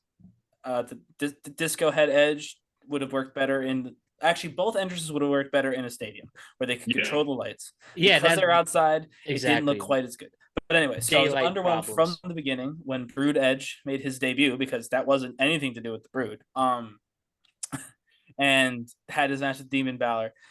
My biggest pet peeve with this match, and this is not something they could have possibly known because they didn't plan it, is if this had just been like OG Judgment Day Balor, had the Demon not shown up for this match, and nothing else changed, Finn Balor would be one of the most over heels or wrestlers on the roster. He came back from a gross hit to the head. It is gross. And he came and he then wrestled the rest of the match on like triple speed because they were trying to get it done before, the blood fell out of his head. And so I think had this been OG Balor covered in blood, standing up to Brood Edge, like, nah, we're not doing this. I think that would have given Finn all the ammunition he needed to when this nonsense with the 1,000 days finally ends to go after the world title. I think this would have been a star performance had it not, even in a loss, had it not been Demon Balor. But because it was Demon Balor and because he lost, it does make Demon Balor look like a scrub and does absolutely nothing for Finn Balor other than gave him a nice concussion that he now has to probably nurse for the next 3 weeks off TV. So, and again, there's no way they would have known this, but there is a way they would have known this because they knew that Finn was going to lose. So don't book the Demon. Yeah, don't book the Don't be the Demon. I agree. Just don't be the Demon. Yeah, me as well. Just, you know what I mean? Like, if you know that's where you're going, don't do it. Yeah. Think, pause, think, and then don't do it. Yeah. Because, again, if this exact match had happened with OG Balor, it would be one of his top moments as a wrestler in WWE. But because it was the Demon, it's not. Because now all we can think about is, the Demon lost. And now, by the way, had the Demon won this match after getting busted all the way open, that would have made the Demon look real cool. Yeah. So, like, they had 2 ways to make this real cool, and they missed it. Yeah. And I just think that they should have known if they were going to have him lose to let this be Finn. Retire the Demon if he's not going to win. Yeah. Because it does nothing to be the Demon. It's not, especially because Edge just won most of the matches in this feud. So it does nothing like, Edge, can he beat the Demon? Like, yeah, probably. He beat Finn 100 other times. Like, Finn was the underdog. Yeah. Like, if your story is Finn had to reach for the Demon because he keeps losing to Edge, that's cool. But then you pay that off by the Demon winning. And winning, yeah, exactly. That's what I was going to say. Yeah. That's what I mean? Like, so no matter what, it doesn't make any sense. Like, why would you book the Demon to lose? And on, hindsight, it would have looked real cool. Crimson Mask for regular Balor would have made it, like, it worked for Becky. I'll just say that. Yeah. Becky didn't fight a Hell in a Cell match after she busted her nose. So if a busted nose in a segment can turn you into a superstar, imagine what a freaking really violent Hell in a Cell match post getting hit in the head with a ladder would have done for Finn. Yeah, right. Agreed. I was going to say with the Finn stuff, I can't remember what Samoa Joe match it was. I don't know if it was at NXT or WWE, whatever it was, but he got busted the F open. Like bad. He was just gushing. And I was like, they had to do a medical stoppage too. But same, just regular old Samoa Joe, bleeding everywhere. And I was like, this is badass that he just keeps on going through that. And I completely agree with Ryan. Like, it should have been OG Balor going into this match. And then because he loses, let's say he loses again, then you bring out the Demon. Like, you split my head open, I'm pissed. Or don't, whatever you want to do. But, like, if you were going to bring out a Demon after this, if you were, because it's Finn's finally going to win, whenever the next match was going to be, you split my head open. I still almost beat you, but now the Demon's coming out, and I'm going to whoop your ass. Like whatever, it's time now. I'm done. Like Demon that. Show. I agree with you. Because Demon should always go over. Because literally, like I said, my friend who I was watching this with, he loses, and we go. He literally was just looked at me. He goes, "Well, I guess the Demon loses now." And I'm like, "I guess the Demon's a loser." And I'm like, He is. it sucks because it's another cool entity that they ruined or messed up. Like when we had Bray Wyatt as the Fiend, and for a while it was just like so fun to tune in and see what he did. And then all of a sudden it just felt instantly like Fiend loses, and you're like, wait, what? And then he's losing, and you're like, well, what are you doing? And you lose all the momentum with the Fiend. That's what I feel now with Finn. Like next time he comes as the Demon, I'm not going to be excited because my initial thought is, well, he loses as the Demon now. Whereas before he was, twice. Before it always was like when he showed up as a Demon, you knew all the hell was going to break loose. And like he's going to go off and be awesome and be gritty and be this different Finn that we don't see usually. And now I'm like, well, this is disappointing. Love the entrance. We'll always have fun watching the entrance and doing the same thing. But like I said, I'm a huge Edge fan. Edge is in my top 3 favorite wrestlers of all time. Love him. Happy he went over. Love the Brood entrance. It was cool. I wish the OG Brood was there. I wish that rumor was true. I wish Christian was there. I wish Gangrel was. I would have lost my mind, but it didn't happen. But like I said, with this Finn thing now, it's just confusing on what are you going to do again to keep the momentum going. I guess with him being the leader of the Judgment Day, it's cool. Like I said, he took that bump. I have no idea how he kept on fighting. After you see the image on Instagram, you're like, what the hell? How the hell did you do this?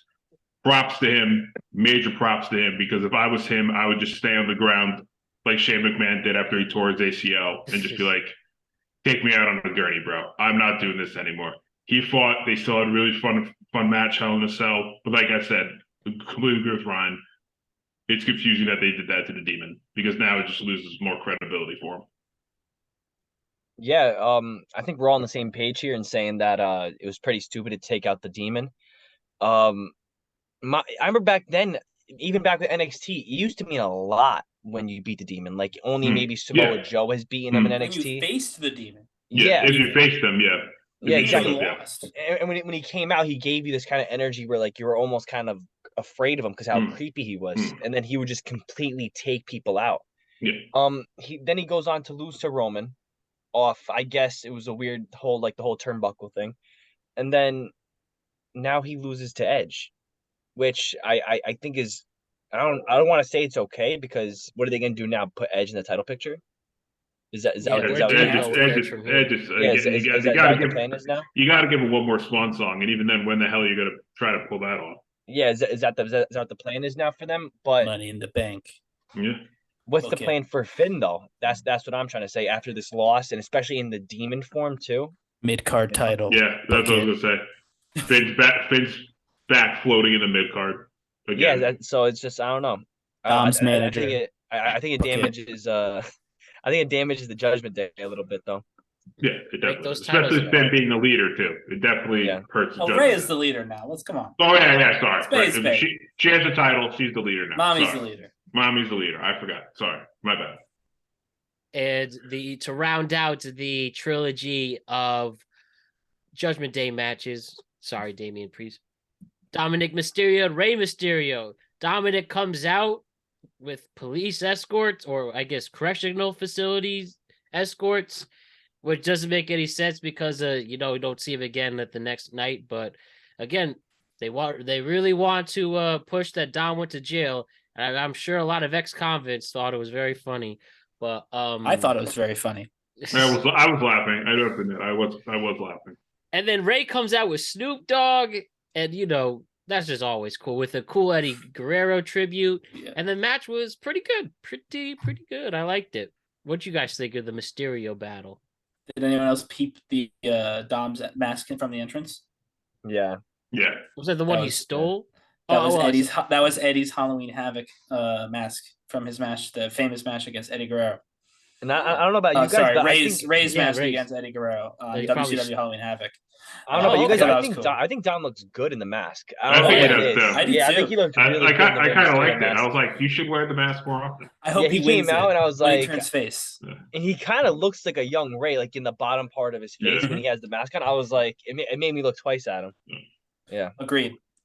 I was actually just saying that to. I was thinking that, and I was talking to Melissa about it. I was like, Dom kind of looks like just a kid who's wrestling, Yeah. but with the mask on, I think that could work. Yeah. Okay. Genuinely, I think that could work. He could look a lot more like a regular luchador with the mask. But anyway, to answer your question, Matt, I'll go first with. I thought it was good. I had fun. It was funny. The belt spot made me laugh. Didn't get any Angie chance really, which I kind of thought we might. But and so it was very good. Bad Bunny got involved, which I think we all saw coming because we know that that's where they're heading for Backlash. But it also still felt kind of organic, even though it was like we had to have known that Bad Bunny was going to do that. Like, Yeah. I wasn't sure what he was going to do, and like the whole thing, it worked really well. It was a fun match. Didn't overstay its welcome. Got some cool entrances. Got a cool moment. I'm glad I changed my prediction to Rey Mysterio on the fly on the podcast. So all in all, I really enjoyed it. Yeah, it exceeded my expectations. I didn't know what to expect out of it, but like Ryan said, fun match, enjoyable. When Bad Bunny got involved, we knew why. Backlash, Puerto Rico, he's going to be there. So all in all, a cool match. And like Ryan said again, I completely agree. It didn't feel like it was lagging on. It felt like it was the right amount of time. It was kind of a fun match, and keeps me still invested in the storyline. I after it, I was like, oh, this is kind of going to be it for my interest. But I'll have fun seeing what happens at Backlash with Bad Bunny and Ray and David and Dominic. And so yeah, like I said, fun match, exceeded my expectations. I thought for a little it could be like a snooze fest, but I had a lot of fun watching it. Yeah, absolutely. I agree with you guys. I think we all kind of knew what was happening with Bad Bunny because the whole Puerto Rico and Backlash thing. But I liked Rey Mysterio's entrance with the Great Muta mask when it was nice and thick on the sides. I thought that was awesome. That was a cool tribute, yeah. Him coming out with Snoop Dogg, and you saw Snoop Dogg's championship when Ryan was talking about it on the podcast before. I predicted Snoop Dogg beating down Miz. Yeah, you did. On this podcast, run it back. Except the whole Shane Lane in the middle part. Yeah, with the blown ACL. Yeah. Didn't get that. But when I saw Bad Bunny came in, I thought of Matt just the way I thought of you, Ryan, when I saw the whole Cody match. I was like, what is he thinking right now? Oh man, I loved it too. I'll tell you one match I didn't love is John Cena versus Austin Theory. That definitely ruined the streak of opening WrestleManias with a bang. First, I used to like Austin Theory. Now I'm just annoyed. Like, he really comes off as a major douche, like an unhumble, privileged kid douche, which is the worst type of douche.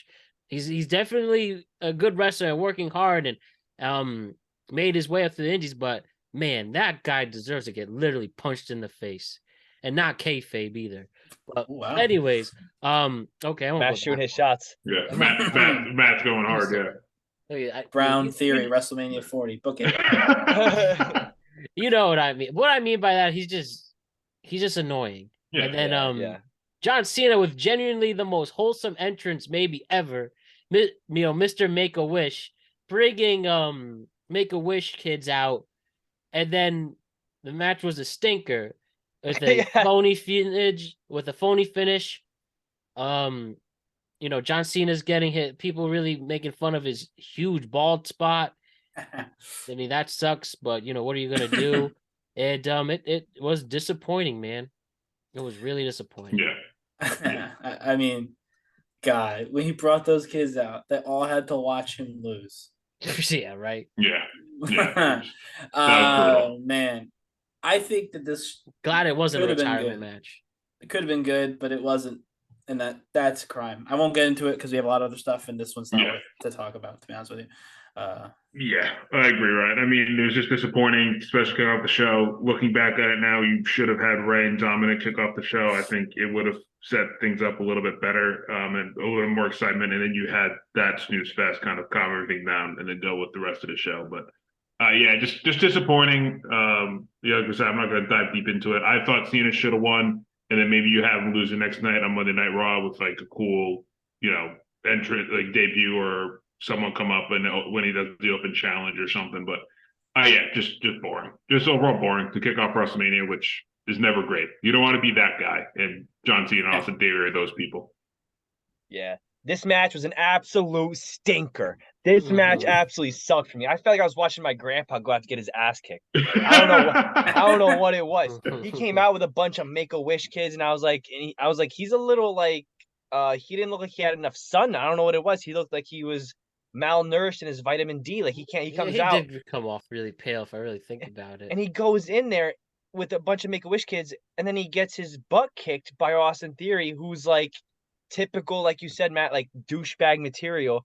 And I'm just sitting here, and it wasn't even a good match. Not really worth talking too much about, but yeah, really bad match. Stinks. And yeah, like I said, Austin Theory, he just, like I said, comes off as his douche, and like I said, again, I'm not gonna challenge him to a fight, but no, WrestleMania 40 in Philly, Matt. What is your finishing move? What are you getting Austin Theory out? What, you're gonna pin him? You're gonna submit him? What are you doing? What's the move?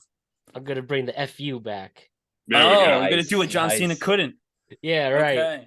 And we'll be out there with you, Matt. We'll be your bloodline. Oh, yeah, exactly. We'll be your bloodline. The productive line. I'm thinking a wise man role for myself. I like far less hits. Far less. I like hits. Far less hits. But yeah, like I said, he's not like a good villain douchey. He's just douchey, but we'll see what happens. No one cares about him. Yeah. Now let's talk about something great, like the triple threat. Gunther, Sheamus, and Drew. This battle of the Europeans, and it resulted in, what people said earlier, maybe the match of the whole show. Talk to me about this one. And Gunther, when I saw Roman lose, when I saw Roman retain, the only person I really thought of was Gunther as the other one, but we'll see how this is all playing out. He did proclaim he wants to be in the main event of WrestleMania, and Gunther made a huge highlight in his career from this match. What do you guys think of this? I think, to me, for honestly the whole weekend, other than Roman Cody, this was the match I was most excited for. All three insanely great wrestlers, all jacked, love to just like beat each other up. It was the perfect match for all three of them to be in, and it was just so fun. There's so many great moments in this match. I think Sheamus did the arm thing like 20 something times in a row, and I was like just so drawn in, and everyone looked incredible. And, retaining was great. But yeah, to me, I think I had the most fun watching that match. I think it was, to me, probably the best match of the weekend. I know Ryan has his opinion on it, but to me, that was the most fun I had watching it. It lived up to the expectations. I'm happy with the retained. I think he's putting himself into star territory. He's only going to rise. His potential is great. Just what a fun match. What an incredible match. Like I said, lived expectations. Did all the fun after Sheamus posting with Drew in the locker room on Twitter and like messing around and everything like that. Just like an awesome WrestleMania match that I think we're all going to remember for a really long time. Yeah, I predicted that this was going to be my favorite match of the night, just because I knew how these three guys worked. Like, they worked very aggressively, and I was expecting very hard hits, very hard chops, and I'm happy I picked it because this match was a banger. Yeah. Everything with what's his name with I don't want to call him Gunther. I almost called him I almost called him Walter. He's got a bright future in this company. I think he's a great Intercontinental champion. Like I said before, I think he's the best one to hold it since the new redesign. And I don't see why he can't go for the title while still being IC champion. I agree. I don't think he needs to drop that title to go for the WWE championship. Not necessarily he has to win, but a match between him and Roman is something that, I think we'd all be pretty excited to see. Or Cody down the line. I think Gunther Cody could be a really that would be a unexpected fun match. Yeah. Especially after the Rumble performance at the end.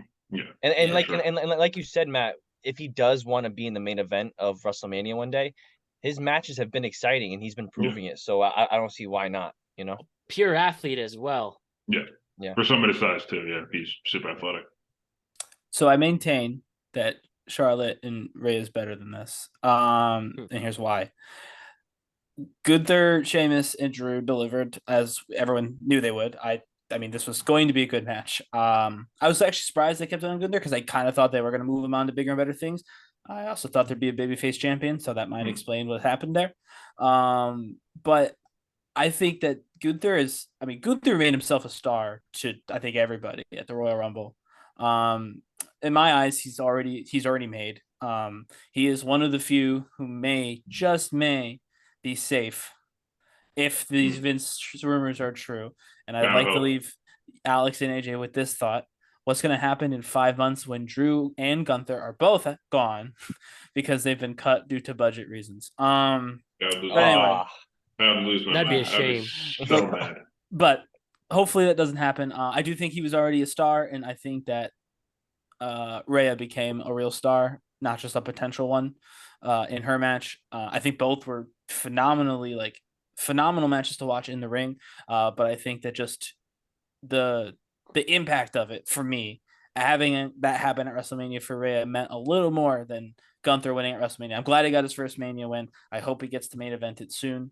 But that's kind of where I went with it. But again, both very good matches. I could not argue. I think it is my second. It's in my top 3 for sure. It might be my second. At least it's there. At least it's in the top 3. That's all But, me and AJ wanted to hear. Yeah, absolutely. Yeah, I mean, all. you'd have to be crazy. Even if you didn't know these 3, you'd have to be crazy to not leave it be like, oh my God, that was awesome. I've heard Sheamus fight live, just Sheamus, or Andrew, actually. Dude, every time they hit, oh my yeah. God, it sounds like someone got cracked over the back with a baseball bat. It sounds so loud. I've seen Sheamus live a few times. I've seen Drew live like twice. I've never seen Gunther live, but God, I can't imagine what those chops sound like. So again, really cool. Sounded great on TV. Looked great on TV. Loved the match. Yeah, it was ferocious, and it was, again, not to keep repeating the words legitimate fight, but it really was this era of wrestling we're in, where athleticism is really emphasized, and pure wrestling and combat. These guys showcase this the best. And there are rumors that Drew might be leaving. I guess his contract's running out. I don't know where his head's at. Miss him. But he's a Vince guy, though. People forget. Like Vince yeah. did the first go around. He was like Vince's guy, and then he came back, remorphed himself, became the Drew we all know now. But Vince made him a member of 3-man band. Well, we forget about that blip. 3-man band. I'm just saying. With that blip before the Drew McIntyre we got. Vince so maybe giveth, we get Vince that. taketh away. Alex. That is true. But, I completely understand that too. But I would hate to see Drew go, but I could see it too. Yeah, I think he's ultimately going to stay. But if this would be a cool way to go out, but he still has a lot to prove and still deserves that humongous pop with the championship, not a pandemic road one. And then we have Asuka and Bianca, and I wanted Asuka to win, but I don't mind now. It was a good match, and Bianca's still proven why she's a great face for this company. What an amazing entrance she had as well.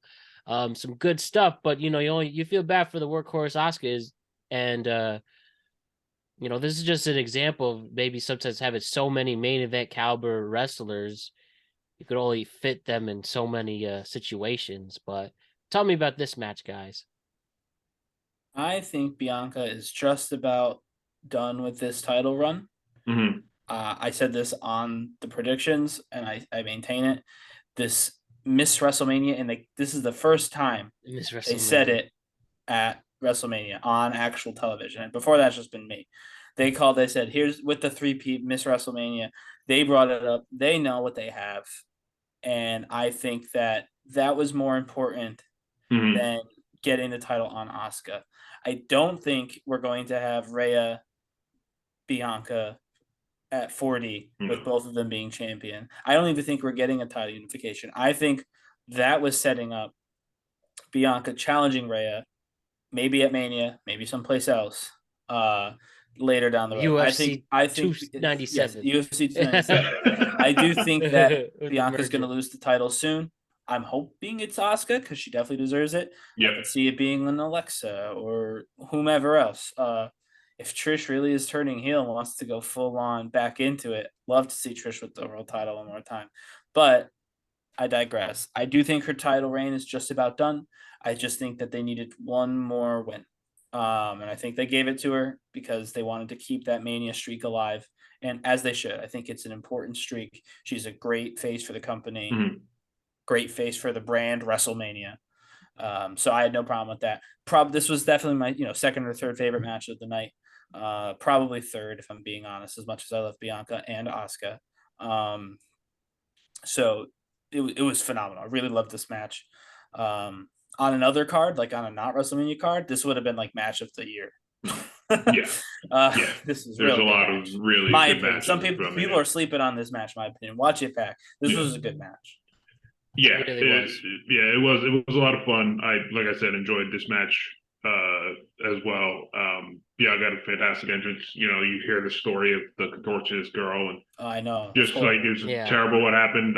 People who might have not tuned in or listened to the podcast, the girl that if you go watch Bianca's contortionist, she lost her mother in the morning of WrestleMania, and she still wanted to go out and perform with her team, and she crushed it. And it was really cool that Bianca kind of let her lead the people when she started making her way down the entrance. So it was really cool moment for Bianca, and it just showed, she's such a great face of the company. She's a great person.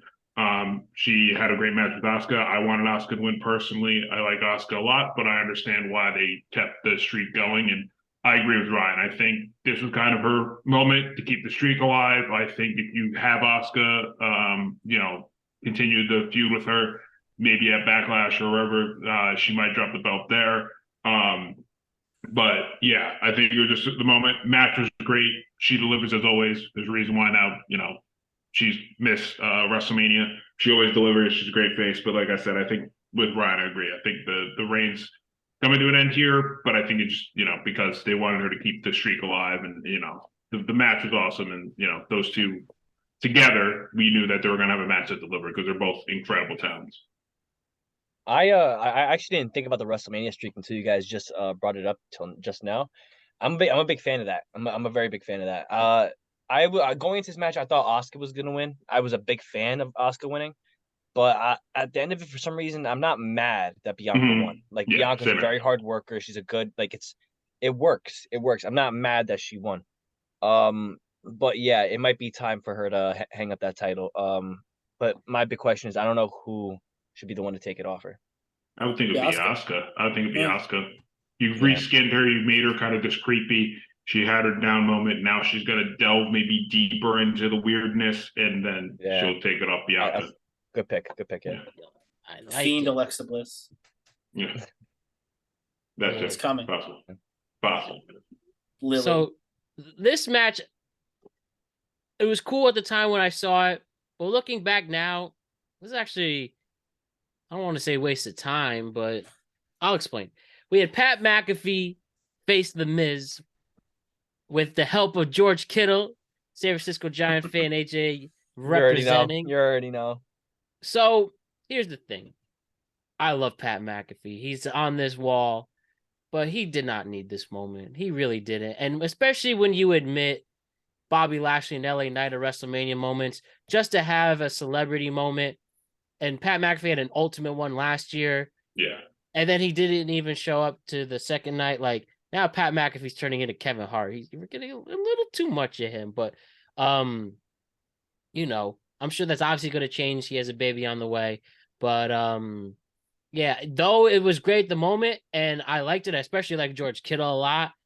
And I don't necessarily dislike the moment per se, but we just didn't need it. And you really do feel for wrestlers who work so hard all year long, and that's what happens. And Bobby Lashley's big moment is walking around with his trophy. And LA Knight, literally wasted TV space for his big LA moment that he just never got. Though it was a cool moment, especially when you're AJ seeing your tight end get there, and hopefully he wasn't going to get another injury out of it. And, I didn't even know he was there. Going in, I didn't even know he was at the stadium. Huge fan of wrestling.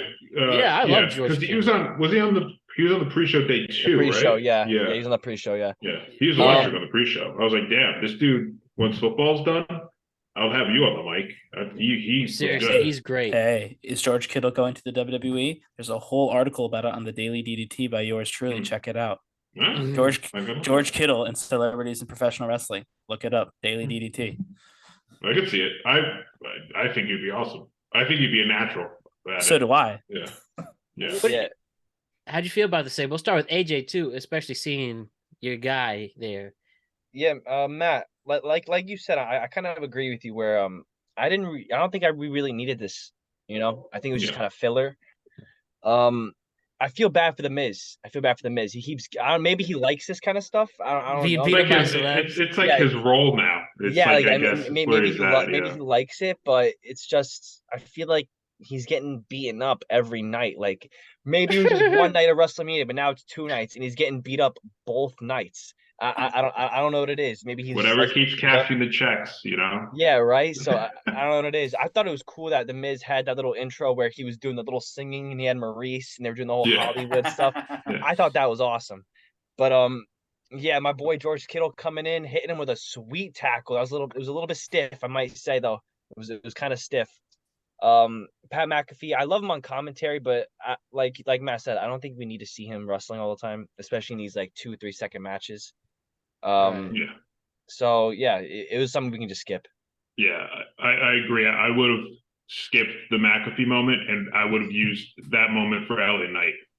Yes. I think yes. that would have gotten a really good pop of like, Right. oh, who's gonna come out? And you know, you use it on LA Knight, who was like, oh, I'm gonna have my Pat WrestleMania mode, and you get Pat McAfee, and that's why I feel bad for LA Knight because I feel like that slot would have been kind of perfect. Of like, Especially in Hollywood. yeah, especially in Hollywood. I know he's a heel, like he has a tendency, but he's beating up another guy that everyone hates probably a little bit more than LA Knight. I would have definitely used that for LA Knight's moment of like, oh, no one's gonna come out and bop, and then it's him, and everyone's like, oh, of course, LA Knight's gonna, you know, he's gonna try to one up the Miz. So, like I said, unnecessary moment. I love Pat McAfee too. The Kittle stuff was awesome. Like, you know, like AJ said, just the stiff hit, but I like that. I'm like, that's kind of baller that Miz ate that. But yeah, like I said, I would have used that for LA Knight's moment because I think you would have gotten a really cool pop from the crowd if LA Knight started coming down after that. Yeah. Instead of Pat.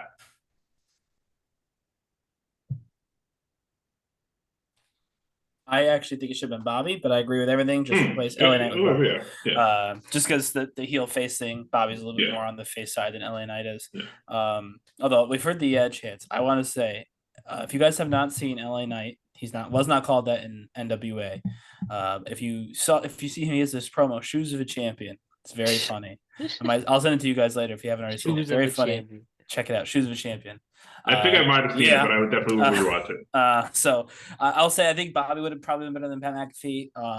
Or frankly, then the Snoop Dogg improv. They could have just sent Bobby down to the ring when Shane's legs gave up. I don't know. I think in general the celebrity use it made sense because of the Hollywood, but I think you could have used Snoop still like you did. Kittle could have still been involved in a Bobby moment or an LA Knight moment. Like you could have still done that. And Pat McAfee's a celebrity, yes, but also not really to us anymore. You know, he's had a couple of matches. He's wrestled on NXT. Like, you know what I mean? Like that's not big time. So yeah, to us, he's the wrestling personality. Which in fairness, so is Shane McMahon. But I agree that these quick little things for Pat McAfee, it makes sense. I don't want to malign Bad Bunny in this way. It makes sense for like Bad Bunny, who has been very impressive in his short bursts. I don't know if he's like a Logan Paul and that he could do this for real. He's just very good for a celebrity. Pat McAfee is more like Logan Paul. Pat McAfee can kind of do this for real. Not as good as Logan Paul, by even a little bit. Solid, But he's solid. Like, you know, that his match with Adam Cole in Undisputed Era in NXT, all that stuff was good. Like, just genuinely, it was good. So if you're gonna have him wrestle, make it a little more like meaty. You know what I mean? Don't make it a squash. We don't need him to squash people. Yeah, right. He's more interesting when he gets to actually fight. That's my opinion anyway. But that's all I had to say on the two celebrity programs. I thought they were fine. Snoop is a national treasure for saving that segment, but it could have gone to real wrestlers who hadn't had a moment yet. Agreed. Seriously. And then, you know what? Good time to hit the Seth Rollins and Logan Paul match. And that was a lot of fun. Thank God Seth won. For somebody who ultimately, beyond everything, who's there week after week after week, he's been the MVP for WWE all year long. And boy, if he lost to Logan Paul, that really would have put a damper on his reputation. But the right guy won, and a stellar match, another very good Logan Paul match. And I keep saying it, his contract's ending, so we don't know where he's going. But the KSI surprise was funny. I called Right. that. I called that, and I was so happy because we're like, oh, is it his brother? And I was like, it's either his brother or it's KSI. And I was so happy it was KSI. I thought Jake as well. So, okay, yeah. I was like, Yeah. it's either Jake or it's KSI. When I saw it rip the mask off as KSI, I cracked up. I'm like, yes, His face is this so is funny. fantastic. It is so. KSI it is so unserious. Yeah, he is It's so really serious, funny. and that's why I made it so he's just in this giant bottle, and It's his like- face right when he was like, Yeah, "Look at me!" It's very it. I was funny. like, "Oh my god, this is brilliant! It is brilliant. Like no serious face in the bottle, just typical KSI Yeah. gritting his Teasing. like face. Yeah, he was perfect. It was amazing. It's funny, it fell right on top of him too. Yeah, go straight through a table. Great way to take a hit, KSI. Go straight. Just sign up to walk in a bottle mascot, and then get body slammed by your business partner through a table. Love You it. couldn't have any more cushioning than that. No. Very true. I think we No. should talk a little bit now, though. Logan Paul, for as selfish as a lot of wrestling fans say he is, he's put over most of the people. Like he's put Yeah. over half the people he's fought. Logan Paul has. Yeah, he's not Yeah. golden shoveling anyone. No, he put over Seth. is, He yeah. lost to Roman. He did beat the Miz, but so Yeah. did Snoop Dogg. Everybody did. Everybody beats Everyone the beats Miz. the Yeah. Miz. Matt is going to beat the Miz after he beats Yeah. Austin Theory at WrestleMania 40. Oh, just as everybody wants to see. Yeah. WrestleMania moment. Yeah, everybody beats the Miz. So I mean, like that's not a big deal. So I just think that he gets a lot of flack and he plays a good heel. So honestly, keep it up. But he seems to be doing this like legitimately. He's never won at WrestleMania, right? Well, he didn't. Oh, no, he win beat with no. the Miz? Mysterio. Oh, He beat tag, Mysterio. yeah. Yeah, he's 1-1 Yeah. at WrestleMania. I don't know. Like, I think he's doing a fine job in the ring, and also I don't think he's like they're like taking opportunities away. He No. gave Seth a win. He gave Roman a win. Like, you know what I Yeah. mean? I don't think he's taking opportunities. No, I At think all. it looks like he belongs in the ring. That's Yeah. the important thing. He's No, not he's- taking yeah. opportunity. Yeah. It's not like, oh, like this dude just like doesn't know what he's doing and he's just there because of his name factor. He actually looks like he belongs in the ring, which is what I He's respect. telling real stories. Like, Exactly. it made sense that he didn't beat Roman Reigns. Yeah. Like he's like, yeah, no, of course I'm not going to beat Roman Reigns. He's the Yeah. champion. It made sense he didn't beat Seth Rollins. Like Seth's one of the best on the roster. You know what I mean? Like these stories have not been Logan Paul ego machines. You know what I mean? Yeah. He's told them very, very Yep. like, well. He's told them in a way that makes Yeah. sense. Yep, And exactly. I appreciate Totally. that. Appreciate Totally you, agree. Logan Paul. Yeah. Fan of the pod. For real, for real. Then we had the team BLT take on Damage Control. Even if this is the last time we see Bailey part of it, that match was okay.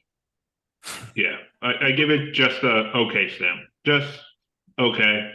I mean, Leota's getting up in age. Trish is getting up in age. Yeah, right. So that's not like peak, where they were. There was a little couple clunky moments there, but luckily they rode the wave and they got through it. Yeah, it was fun, but like I said, just okay. Nothing like earth shattering out of him. It was what I kind of expected. Not going to really remember this match. No. Yeah, no.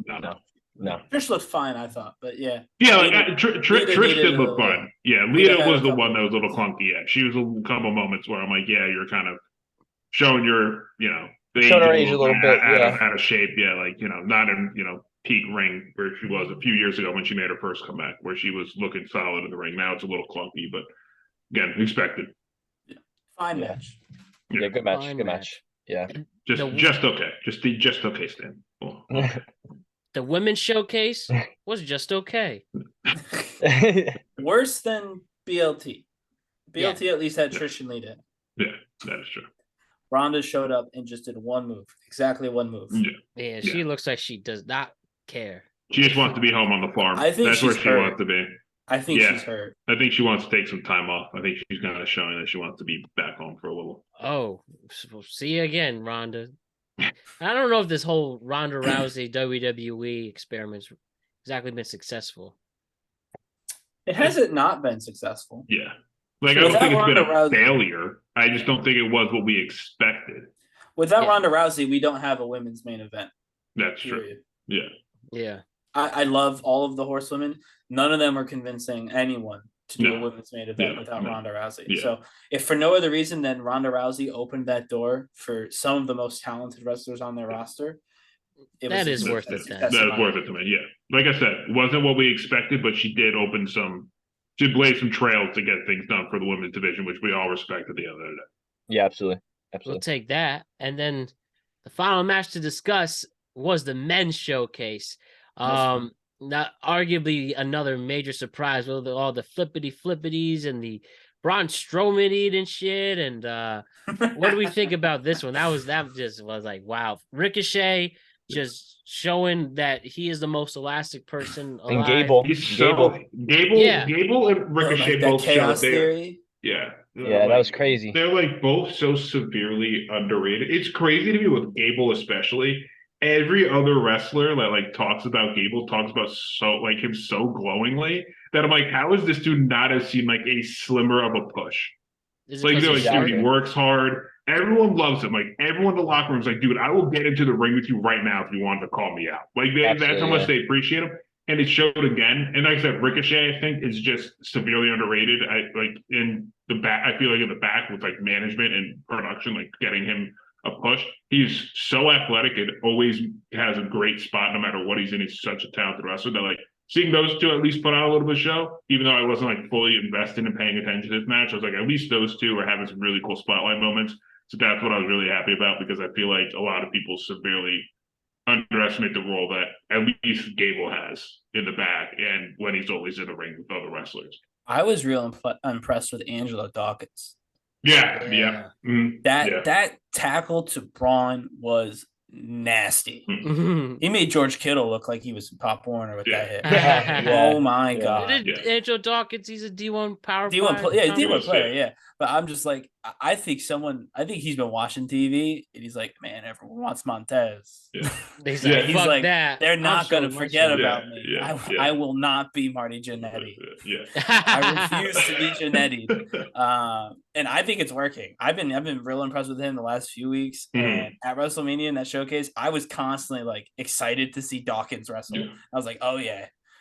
So I hope if they do split up that we get Dawkins as something. He's the face, he's the heel. Maybe they're both faces, maybe they're both heels. Move to different shows. I hope Dawkins gets some solo action, or at least a new tag team partner. They don't stop just using him, because he's impressed me a lot, and he impressed me a lot in this match too. My Viking Raiders didn't win. Not my Viking Raiders. My pick of the Viking Raiders didn't win, because apparently these matches had no stakes, as we saw when the women picked someone different to be the number one contender. Literally the next one. Yeah, pretty much. Yeah, I thought it was a really good match. I didn't really care for it going into it, but some of the spots kind of got me invested with, like, just like you said, with Dawkins, with huge tackle on Strowman. I've been really impressed with Ricochet, and I think he's really underrated, like Alex was saying. I just think the way he sells and the way he can perform with his body is just, I saw him back in when he was Prince Puma. I don't know if you guys remember back then. Yeah, like he was the man back then. I think him with a solid push, him and Gable. But I don't think that's gonna happen with the V-Man back in town. I'm very afraid they might get. They had the moment. Yeah, they might have had the Ricochet moment a couple. Like last year, I feel like a couple of times when they had Ricochet first up, where you're like, oh, he's getting the push, and then all of a sudden it just got like scrapped. He just like tossed it out. They're like, never mind, it's not working. Then they threw him in like those little tights, and they just made him like lose to everybody. Yeah, they made him like not athletic for a little bit. Like there was a moment where they like stopped making him do like aerial stuff, and I'm like, what is the game plan with Ricochet right now? Yeah. Can't wait till Shorty G returns at WrestleMania in 6 years to start his story of redemption. He has to lose to Roman though first because of adversity. True. Good point. My God, man! Can you imagine if there was at some point with the return of Vince in a fantasy world where it's just like, Vince, if you legitimately lose, you are out for real. Maybe that will redeem everything. I don't know. I'm nervous, man. There's people on TikTok already ready going, with all this Vince news. My buddy sent it to me before. That it was like me watching WrestleMania 50 in 2034, and the person hits play, and it's Roman intro music, like playing because he won again. Like, I'm just like, oh God, this is. I will say, we did forget a match, man. Which one? And you've done this twice. The best match. You missed it in the beginning, in the first part. They're going to start thinking it's on the best match on the card. And I'll be your wise man against Theory and Miz. I'm not stepping to Brock or Omos. So you're on your own. at WrestleMania 40 against Brock and Omos tag team. That's where we all walk away. We're like, we're all like looking like we're gonna fight for Matt, and we're just gonna turn around and dead sprint up the ramp and be like, "You're on your own, buddy." I'll take them on, literally combined as a ton. But yeah, Omos versus Brock Lesnar, which was pretty cool, which was fun. Brock pulled off the F5. Fun. Seemed like he legitimately almost. I mean, he was fine, obviously, but his sell. I don't know if he was selling or he really thought he pinched a nerve on his lower back. 450 pounds, and he was able to pull it off. That's why he was so grumpy on Raw. Yeah, that's why he's mad. Pinch nerve. Yeah. We just wrote the story, Matt. Oh Look man, at like that. I said, seriously, that image of him flipping off the crowd, I'm pretty sure it was Vince telling him, "You know what? I'm back." I might hang that in my work. I might hang out with that in my work office. You put like mood and like have it hidden, and then when I'm in that mood, I'll just flip it, and it's just Brock. He literally comes out again a third time just to flip us off.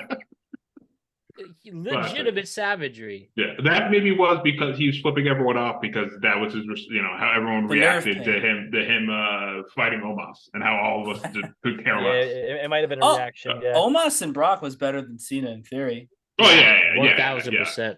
Yeah, but it was just weird, at least for me, for Omos to be billed as like this next big thing, and all it took was him to eat one F5 and we called it a day. His good song too.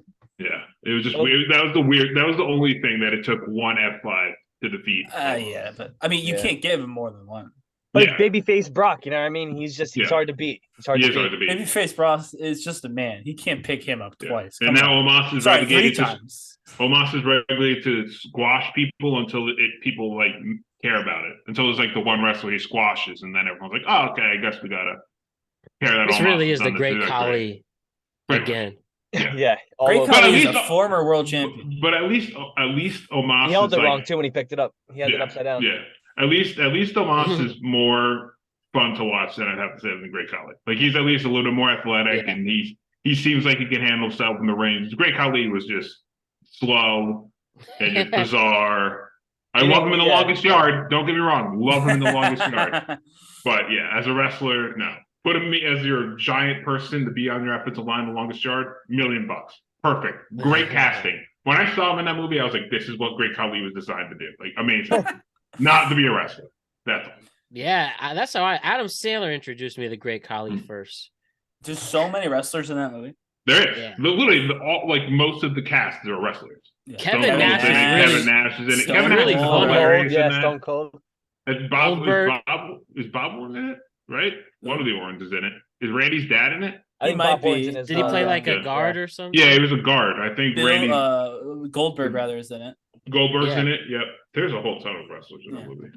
That's a fun movie. It's a real fun movie. I really watched it like a few weeks ago because my fiance never saw it. And so I was like, here. And then I was like, these are all the wrestlers that I watched growing up that are all in this movie. Joey Diaz. Joey Diaz, I'm trying to see. Not a wrestler. I'm trying to see. Still the man, though. Still the man. Still the man, not a wrestler. All right, guys. Well, this was as action-packed as it got. I appreciate you all going through this. And the numbers show that these WrestleMania, these wrestling podcasts are big hits. So expect some more down the line. Like it was a really great weekend So some good stuff ahead, gentlemen. And I really enjoyed talking all of this. And we'll see what the future brings. And let's check in on Backlash and see how this all unfolds. And for the first time ever, do some AEW shows while we're at it as well. Yeah, I'll get you guys all invested in AEW now that I mentioned it before. So keep on tuning in or tune into AEW occasionally. People, it's fun to watch now. Yeah. Just saying. The pay-per-views have been electric lately. So I hope you guys all kind of tune in occasionally. It's that price tag. Man, it is the price tag. It is the price tag. Which Endeavor might throw on WWE. So, you know what I mean? Supposedly they're not right away, but I wouldn't be surprised if a few years down the line they do it. So just everyone be aware. They said not right away, but if that's the case, they got UFC pay-per-views are TV deal. Not cheap. Yeah, they got a TV deal they got to keep. As soon as NBC re-signs that TV deal, they'll be like, oh, by the way, we're pulling out of your Peacock app. Yeah, pretty much. Yeah, it's a mess. So we'll see. But I know they said initially they're going to keep obviously that TV deal with Peacock and the streaming stuff there. So it looks like not right away, but people are speculating that maybe down the line, once that deal either expires or whatever the case might be, the pay-per-view prices might hit the mother load, and UFC ones are not cheap, everyone. I think they're going for like $80 per pay-per-view Oh, right Yeah, now, it's give or take. prices are crazy. Yeah. Yeah. So something to be on the eye out for. Hopefully it doesn't Yeah. happen.